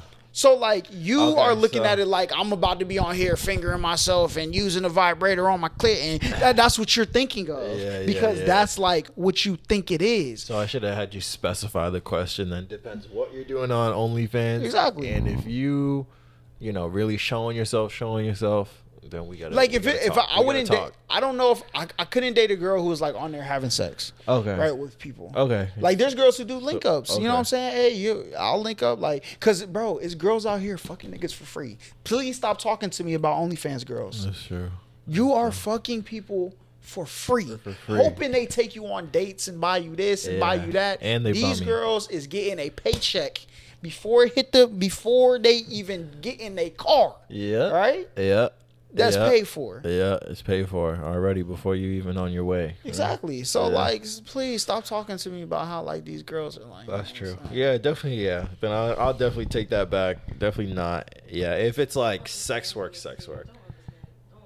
No, he's correct. What I'm saying he's not lying. I'm not saying nobody has to change their personal morals. That's not what I'm saying. What I'm saying is the people who do it ain't as bad as you think they are. That's what I'm saying. And I think he's saying I think he's saying you hear the word OnlyFans and it has a negative connotation. Like he just kind of caught me where he's like, "Would you date a girl that had an OnlyFans?" And he was like, "I didn't say she had to be fucking on OnlyFans." Yeah. Did she just have an OnlyFans? Because it's like it's the same thing. Would you date an entertainer? Oh no, they be cheating. They be entertainers. That's not all that happens with people who are entertainers. Yeah. But there's more complex parts of what be going on in the world than the black and white. I just be asking these questions to intentionally show that like people need to get to know each other before they start judging each other. Yeah. That's the reason I ask these questions. Yeah. And what I'm saying is for 8 bands, nigga, you know what I'm saying? Hands behind the head. I'm going crazy. He's flying out of here. I probably still do YouTube. YouTube would be my this. I would take all that 8 bands and put in investments, and I'll just do my YouTube regularly. Yeah. And when I have the $1.5 million house at 35, you know what I'm saying? Mm-hmm. And y'all, hey, we gotta move to. No, won't but have none these of us, none problems. of us are looking at him any differently. Yeah, bro. bro. We're not thinking like, oh, yo, you that dude. I'm not about to be out here showing y'all like, yo, Bree, look at this pic. Yeah. You know what I'm saying? Look at the helicopter video. I'm not doing that. Like, I'm doing my work. Like I do my work. I'm going about my business. And when that check clear, you know what I'm saying? Rent, car note, insurance, phone bill, investments, nigga. That's what it's going to. That's fine. I respect it. And when did I say it had to be for everybody? Okay, so the real question is, are you putting the dude's like writing a dude's name on your titty, but you're not even showing your nipple for, let's just say $800? You're asking me? Yeah. Yeah. Okay, so what's So you're OnlyFans we're girl. Yeah, Bet. you're an only. All right, bet. Yeah, you're You know an what I'm OnlyFans. saying? That's what you just said. OnlyFans girl though. But what if your dad sees that? My dad wouldn't care about that. I want Okay. my dad to see Well, my that was what he was talking about. That's Yeah. we're on the same page. fuck on the internet. Okay, we didn't say that though. He even just said he's not Exactly. fucking. He's not fucking on I'm the not internet. posting my ass on the internet or my tits Okay, on but the what if internet. you gotta turn around and write the dudes? He said, "I'll My give you." ass is not He going said, "I'll on give you ever. 1,600 to do it." No. You're not doing it. No. Well, That's that's cap. that's That's not cap. It's cap. that's That's not cap. that's a waste It's of. cap. Why? It's cap. Why is that cap? That's It's a cap, throw for away sure. $1,600. Because you never wore a bathing suit in front of your dad? Of course I have. Okay, then. That's the end of the discussion. So your dad. No. He said to write another man's name on my ass and send a picture. I'm not doing that. What's the difference to you posting a bathing suit pic on I Instagram? don't post pics on Instagram. Oh, okay. Go to my Instagram. All right. Okay. Okay. That's fine. That you could do that. Might be a loss. Exactly though. But your dad. Listen. But your dad has seen you in a bathing suit, right? So what's the difference in no name and the name on it? What's the difference? One is sexualized and one's not. My dad's not sexualizing me, first of all. And my dad's not looking at Why me. is your dad looking at your OnlyFans content anyway? It's the idea that he could see it and that He's already seen your ass though in a bathing That's suit. his daughter though. It's different. I'm But not- he's Yeah, seen but it. He's seen it. in an innocent way. Me at the beach, me at the pool, not me trying to turn some guy on. Hold up. So them pictures you posted in your one piece on your story 2 days ago, that wasn't sexualizing yourself? Go ahead and lie. Here, hold up. Say it into the mic. Say it into the mic. Wait. We're good. That's all I'm saying. People have to stop the cap, bro. People be capping. People be capping. I gave you the mic. Hey, look, just come on the podcast. You know what I'm saying? We'll see you another time. Listen, this would be a good way to pick up when y'all do a podcast. Yeah. This is where you should start right here. This is exactly where you should start. That's what I'm saying. But I mean, no, you're totally right. You making sense to me. You know what I'm saying? Sounds like a dumbass to me. She said she doesn't post pictures sexualizing herself on the internet. Of course she does. Of course she does. Of course she does. Okay, so we're good. It's just Simple. Sexy and sexualizing yourself are two different things. How do you look sexy? By sexualizing yourself? No, All I right. can't help my body looks. My body is sexy. oh my God, don't do that. Jesus. So your don't body do was sexy that. when your No, dad no, seen no, you in a no, bathing no. suit too, right? That's But what it I'm was in an saying. innocent manner. Okay, but girl, don't act like you're not. Even if you have clothes on, don't act like you're not posting You can't in a act like- sexual you can't manner, act like though. me You're being fully clothed posting on Instagram is the same as me posting naked. That's Oh, what you're trying to say. no, No. no, we're saying they You can. look sexy in that picture. No, but no, So no, when no, hold wait, up, hold wait, up. wait, wait. No, I got you. Okay. So when you posted that one thing that you told people to ask your I question. look good. No, listen, you didn't let me finish. What? What was I about to say? Go, I don't know. Exactly. All right. So when you post, there's a reason why do people post with their ass towards the camera? Why? Why? You're sexualizing yourself, right? It's a sexy pose that sexualizes you in a certain manner. Just say I'm it. sexy from the back. I'm sexy from But no, I'm asking you why you do it. I'm asking you why you do it. But girl, let me That's tell the you. first picture I ever posted. But wait. It's not though. But wait, no, it's not. No, it's What, not. the gray one? The one in the you There's no picture of my ass on my IG. Go look. because it was on your story, it's gone. Now if you go through your I'll go- archives, I'll I can look. tell you exactly where the fuck. Picture of my ass on my story. I'm like, I don't think that's true. at Yeah, all. right. Or your Okay. butt's not showing. Yeah, no. That's insane. I don't We think can go that- through the. To the side, like, yeah, you can see Okay, it. I'm yes. human, you can see Okay, my but body. listen. But why do you do that, though? Why don't you just take a- Thank I'm you. posting myself on the internet. But listen, no, you're not. Stop why- it. This is so cap right Yeah, it's now. cap, it's because cap, it's cap, it's listen, cap. but the way. Okay, hold on. But the way. But you no, just. hold up, stop. What I'm telling you is there's nothing wrong with that. That's exactly. That's what. But to me, I don't want to post my bare ass on the internet, okay? All right, I'll post myself wearing my clothes. I draw the line at my naked body is But- not going on the internet. Okay. Why is that not acceptable? I It's never not said that- it was it's not acceptable. You're saying what's the difference? If we're talking No, about, I'm saying no. No. He- No. wait, No. I What think what I'm he's trying to saying say- wait, let me is get real you quick. said it's wrong for people to sexualize them. Hold on. No. Wait, let me get this. I said I don't want to. No. I think you're trying to say what he's trying to say is. Wrong for people. Hold on. I think what he's trying to say is there's not really that big of a difference between posing sexy and like sexualized. Like you get what I'm saying? Like in terms of you're posing sexy, right? That is but that's all based off of the person who's looking at you, right? You can post something fully clothed and somebody gets nasty thoughts, right? That's okay though. Like, But so what he's saying is, Is what? that- But he is said, that what's the not difference sex- of your dad? what- What's the difference of your dad? Your dad, just because he saw the picture with the dude's name on your ass, does not mean he's looking at you in a sexualized manner. Exactly. No, I'm not saying my dad's looking at me in a sexualized manner. I'm saying he'd look at me in a disappointed way. He would look at me differently to see a man's name on my ass naked on the internet as opposed to me standing there in a one piece by myself for myself. Is that not? Oh my God. Okay. What? I know. Wait, just no, there was no, just no. a lot Are of you guys cap. crazy? There's just a lot of cap Okay, in what so you said. No, no, My can dad you- is disappointed in me. Come here. Come sit right here. Sit Come down. Oh my God. There's just a lot of cap. Delusional. There's just a lot of cap in what you're saying right listen. It's not now. about me saying I don't want my dad to see my naked ass. No, there's nothing wrong with Okay, that. so just accept that. What? I don't understand. It's not about that. First though. of all, that's not what we're talking about. Hold on. This got out of hand one. I know.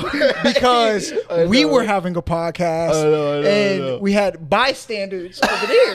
Like that's how I thought the podcast started. Yeah, that's what I thought. Right? That's what I thought. I You thought know we what had I'm an saying? audience of one. Yeah, I thought our audience was right here. Yeah. Apparently, our audience is over there. I know. But you know what I'm saying? My whole point is everybody just draws their line somewhere else, and it's okay where everybody else draws their line. But let's not pretend like just because you draw your line somewhere, that line now means sexualized stuff is on one side, and the side you stand on isn't sexualized. That's my only point. Okay, well, go ahead, let her. That's my point. I said I draw the line. You said, would you do this for $1,600? I said no. You said that's cap.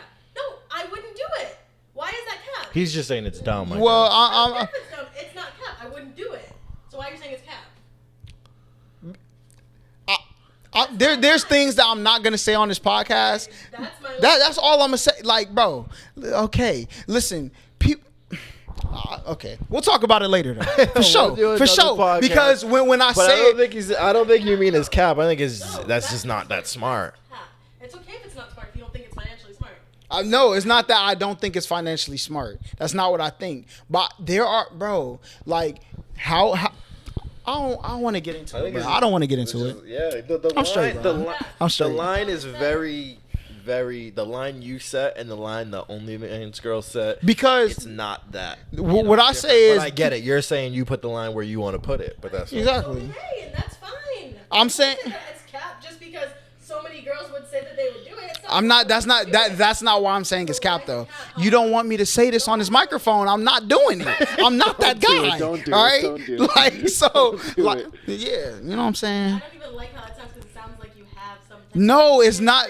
No, that's not what I mean. Okay, so then. Why we could? Why do we have to do? we don't have to. We don't have to. But I mean that is a good discussion to have though. Is like, I guess, why do people have that line? Her line is because of her dad, I guess, right? Your family members, right? My family members, my future kids. It's just. Yeah, Okay, so that's why you set that line there. I get it. I get it. Job. Like no. Yeah. Okay. Which this all goes based off of what you said as well. Other Yeah, people like think if this about was it. your line of work, like you're saying $1,600, like is going to impact your job. We're saying if this was your line of work, The internet would impact my job. Yeah. But that would be your job. that would be your job. That's you're. People do OnlyFans on the side and have careers. That's just. Okay, but what if we're not here? We're not talking about that. We said that he originally brought up. Yeah, like I if had your OnlyFans as a job. If I knew consistently women were gonna pay me to do that, that's what he was talking about. Maybe Yeah. that's what he was saying was cap.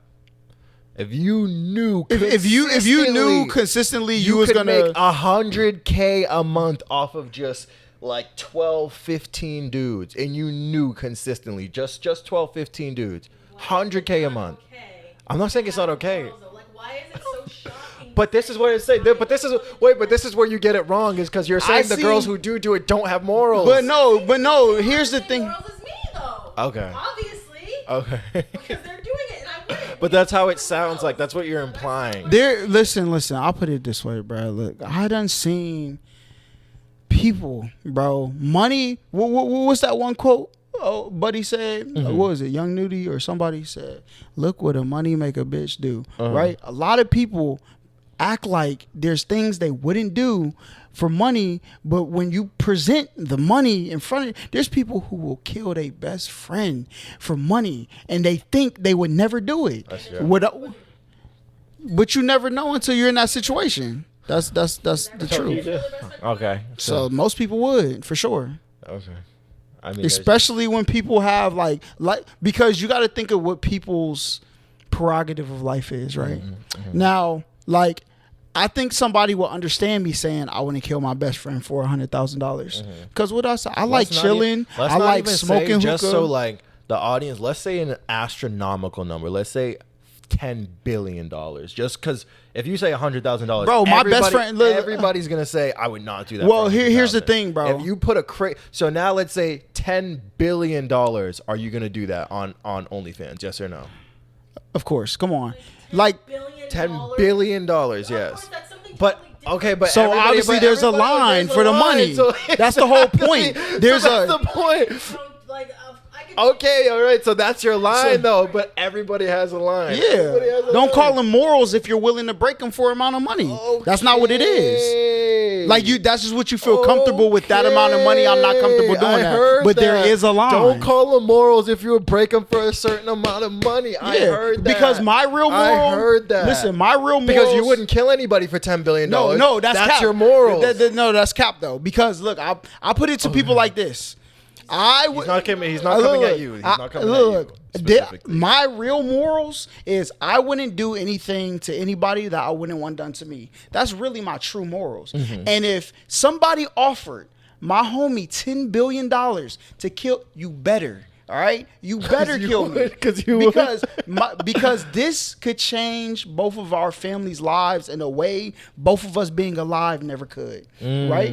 Because you better kill. Like, bro, somebody offer you $10 billion, I will put your index finger on the trigger, bro. You better do it. That's deep. So I'm hoping that you will understand that if I'm putting, look, I'm going to take care of your family, but I'm going to take care of everything. Anybody who has anything to do with you, I'm going to take care of it. Wow. Because that's what we do. Because people are literally trading the time of their life away from money their whole life just so they could take care of their family. So if you could take a split second and take care of 10 generations of both of our families, you better kill me, bro. Holy shit. And that's the truth. So that's my real morals. My morals will never break because there is a line where we will say, you better kill me, for sure. Wow. So when people say that's my morals, but there's a number you could give them that would make them break it, then come on, like, what are we doing? That is insane. That is mind-blowing. That is, wow. That's crazy because that's facts. Yeah, that's fact. Here's the thing is though is I mean, I guess where you could get that twisted a little bit is do you know if you right do you trust that if my best friend kills me, are you going to make sure my family's good? Yes. If you're my best friend, then yes. Okay. There are people who I wouldn't consider my best friend. And you best believe, all right? Like if somebody offered me $10 billion for you, you're done, all right? But like, because I know you would do it to me, right? But my friends, my real friends, I know it's $10 billion. Even if you give my family $100 million, you still got $9.9 billion left. I don't even care about it being half. Just take care of the generations of my family. Yeah, bro. and if that's your best friend, they would do it. Yeah, 100%. They would do it. Wow, but all right, so what about the idea of taking somebody's life, man? What about that? What is a life worth? That's up to that. Some people think priceless lives are priceless. Some people would never put a price on any life. I don't think. Then why do people give up their whole lives to work for other people? If a life is priceless. Because there's I mean, some people give up their whole lives, but I think what most people do is they want to, the part that when they're not working, they want to enjoy it. They want to enjoy that money that they have from themselves, for sure, right? Yeah. So they trade away, I think they said after you turn 21, there's nothing that you will do half as much as work for the rest of your life. Yeah. So you trade away like I think it's over 65. like 40% of your life. Oh, really? And that's combined. Like sleep is in there, eating is in there, traveling is in there. Wow. Just sitting at the house, consuming entertainment. All of that's within the other 60%. Wow. But 40% of it is working. Fuck. That's a lot. That's a lot. you were willing to trade away 40% of your life to live the other. And once you take in sleep, you're really living like 10%. Right, so you trade away 90% of your life, and to live bro, what is it worth? I guess that 10% is worth it. I think that 10% is worth it to a lot of people.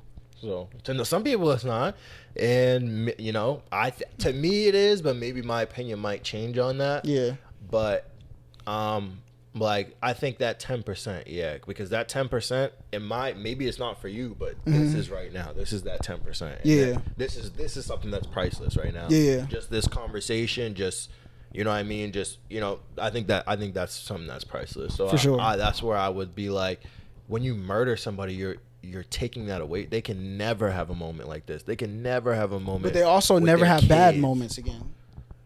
Okay. It depends. It depends how you look at that. It depends. But yeah, you never have bad moments again. You never have moments again. But at the end of the day, right? Even a bad moment, it depends on how, like you said, the value on life. But even a bad moment is still a moment, which, you know what I mean? Some people will say, right? Like people say, I'm just happy to be alive. I could be having the worst day. At least I'm alive, right? Because they don't know what it's not like to not be alive. Because you can't tell me you're just happy to be alive if you don't know anything else. Yeah, facts. So what does your statement really mean? You can say I'm happy I'm breathing, I get a chance to improve tomorrow. Okay. That's different than I'm happy to be alive. Because what else do you know? Afterlife? You believe in afterlife? Well, no. No. I think this is the existence that we get, and then the existence is over. Wow. Just blackness. You die and then that's it. You just don't exist anymore. That's what you think. Mm-hmm. Sheesh. That's dark. I would like to think that's not true, but who knows, right? Bro, that's what the Bible says. Really? I believe so. What about my heaven? interpretation? No, that's not a thing. Heaven, the Bible doesn't say that. But see, the church convinced you that you got to die to get to heaven or hell. Not the case. The book don't say that. Wow. That's what they told you. Wow. Oh, look, don't read it. This is what it means. Okay. Yeah, I know. You can get to heaven living for sure. And God's gift is this is your only existence. You don't have to worry after this. You're done. You don't got to do nothing else. Wow. Because living for eternity, that comes with a significant weight. Yeah. So if you think even if you go to heaven, you existing forever, you think everything's gonna be perfect in heaven all the time. No. And even if it was perfect, what is perfection? If what 50 Cent say? Joy wouldn't feel so good if it wasn't for pain. If you know nothing else, then it becomes redundant. It just is. Yeah. So you wouldn't want to live forever. Like I remember hearing somebody saying like, being born rich is that's horrible because you don't know what it was like to be poor to get rich, so you don't really ever enjoy, you know what I mean, you don't enjoy money. You've always had it. Versus if you were broke and you worked your ass off, at least when you are balling you can be like, yo, I remember when we couldn't do this. You feel me? So that makes sense too. That's crazy. So when people say that, like, bro, look, 10 billion. Listen. Listen. This man's he wants everybody to know. I want everybody to know. Somebody put out for 10 billion. Bro, look, I want anybody to know that they put out a decent chunk of money hit on me. I'm letting my friends claim it, bro. Okay. I'm not letting somebody else get it. Like, what? Okay, all right. What about is there a human being where that money isn't worth it for you? What about your mom? What about your kids? Listen, my mom has worked her whole life for us to live. All right. Now this is a conversation. Oh shit! This is a conversation. All right, that we will have because I know if somebody offered my mom $10 billion to do it, you better do it. All right. Okay. Like. Okay. Do it. Okay. But there's some people, man. Like, what about the idea of people can say no all they want. All right, they can say no. I've done seen people black out over heartbreaks and kill the person that they love. Yeah. What are we talking about? What are we bro? talking about right now? What Like people can pretend like they will never do these things till you're put in them situations. We're just fortunate enough to live in a reality where we get to kind of pick. Like we live in a society where we get to kind of pick. That's not how all societies are in the world. Yeah. There are some societies where it's kill or be killed still on earth today. Yeah. Right? Wow. So y'all can pretend like y'all got these morals, but it's only because you live in a system that allows you to think that you do. Wow. Holy shit. Wow. I can't believe I'm like, yeah, my mind is blown right now. I never thought about that. I'm gonna fucking wear a fucking shirt saying that morals, you know what I mean? You don't like, you can't put a price on morals. Exactly. Or else you don't have, that does not exist. That's not a moral. Exactly. You cannot put a price on it. That's facts. That's really the only moral you can have is I will do unto others as I will want done to myself. Yeah. And look. Well, what is one? Do you have any more? Man, do you have any morals in like? But see, you said you don't, because you said money, like you would not put a price, like. Yeah, but see, that moral doesn't change based on money, right? So there's a certain amount of money where I believe you should do this to me. Okay. But is there anything that any amount of money? What about rape? Come on. That's crazy. I don't think I could do that. Okay. All right. That's $10 billion. No. I couldn't. Because I wouldn't want somebody to do that to me for $10 billion. Yeah. Because that living with that thought in your head Yeah. is worse than dying for some people. I agree. I think it is. I totally agree. For sure. Yeah. So like I wouldn't do that to somebody because there's no amount of money where I would say you could do it to me. Yeah. 100%. For sure. So my moral still stands under any amount of money. That's really like. Next one. That's really like. You can say that. That's fine. That's really the only thing that I agree that where, yeah, there's no circumstance where you would be like, I would let this person do this to me. But there are circumstances where you would be like, I'd let you take my life if this, and this. Yeah, happened. for sure. So I get that. But there's no circumstances where it's like, I would let you rape me if this, and this happened. Zero circumstances. I don't care what I did. So. Yeah, so and my moral still stands true. You know what I'm saying? That's the teaching of my boy Jesus. You know what I'm saying? That's what they say. Yes, sir. The golden rule. Yeah. But yeah, you know what I'm saying? Or I was about to do that. You know what I'm saying? So if you're offering $1,600, all right, head over to the Instagram. No, listen. Go ahead and tell everybody where they can find you. On Instagram, Donnell Leon's DONNELLEON. Yeah, that's about it. Probably across all platforms. You just type that in, and you can find me. You know what I'm saying? Yeah. If I find some ladies out here that are paying for helicopters, I'll hit you up. All right, let me know. You know what I'm saying? But listen, Yeah. y'all like, comment, subscribe, all that great stuff. Hopefully, I have another guest on my podcast soon from the Peanut Gallery. But y'all enjoy yourself. This podcast will be on Spotify, Stitcher, and Apple Podcast. I'm gonna see y'all later. Peace. You know what I'm saying?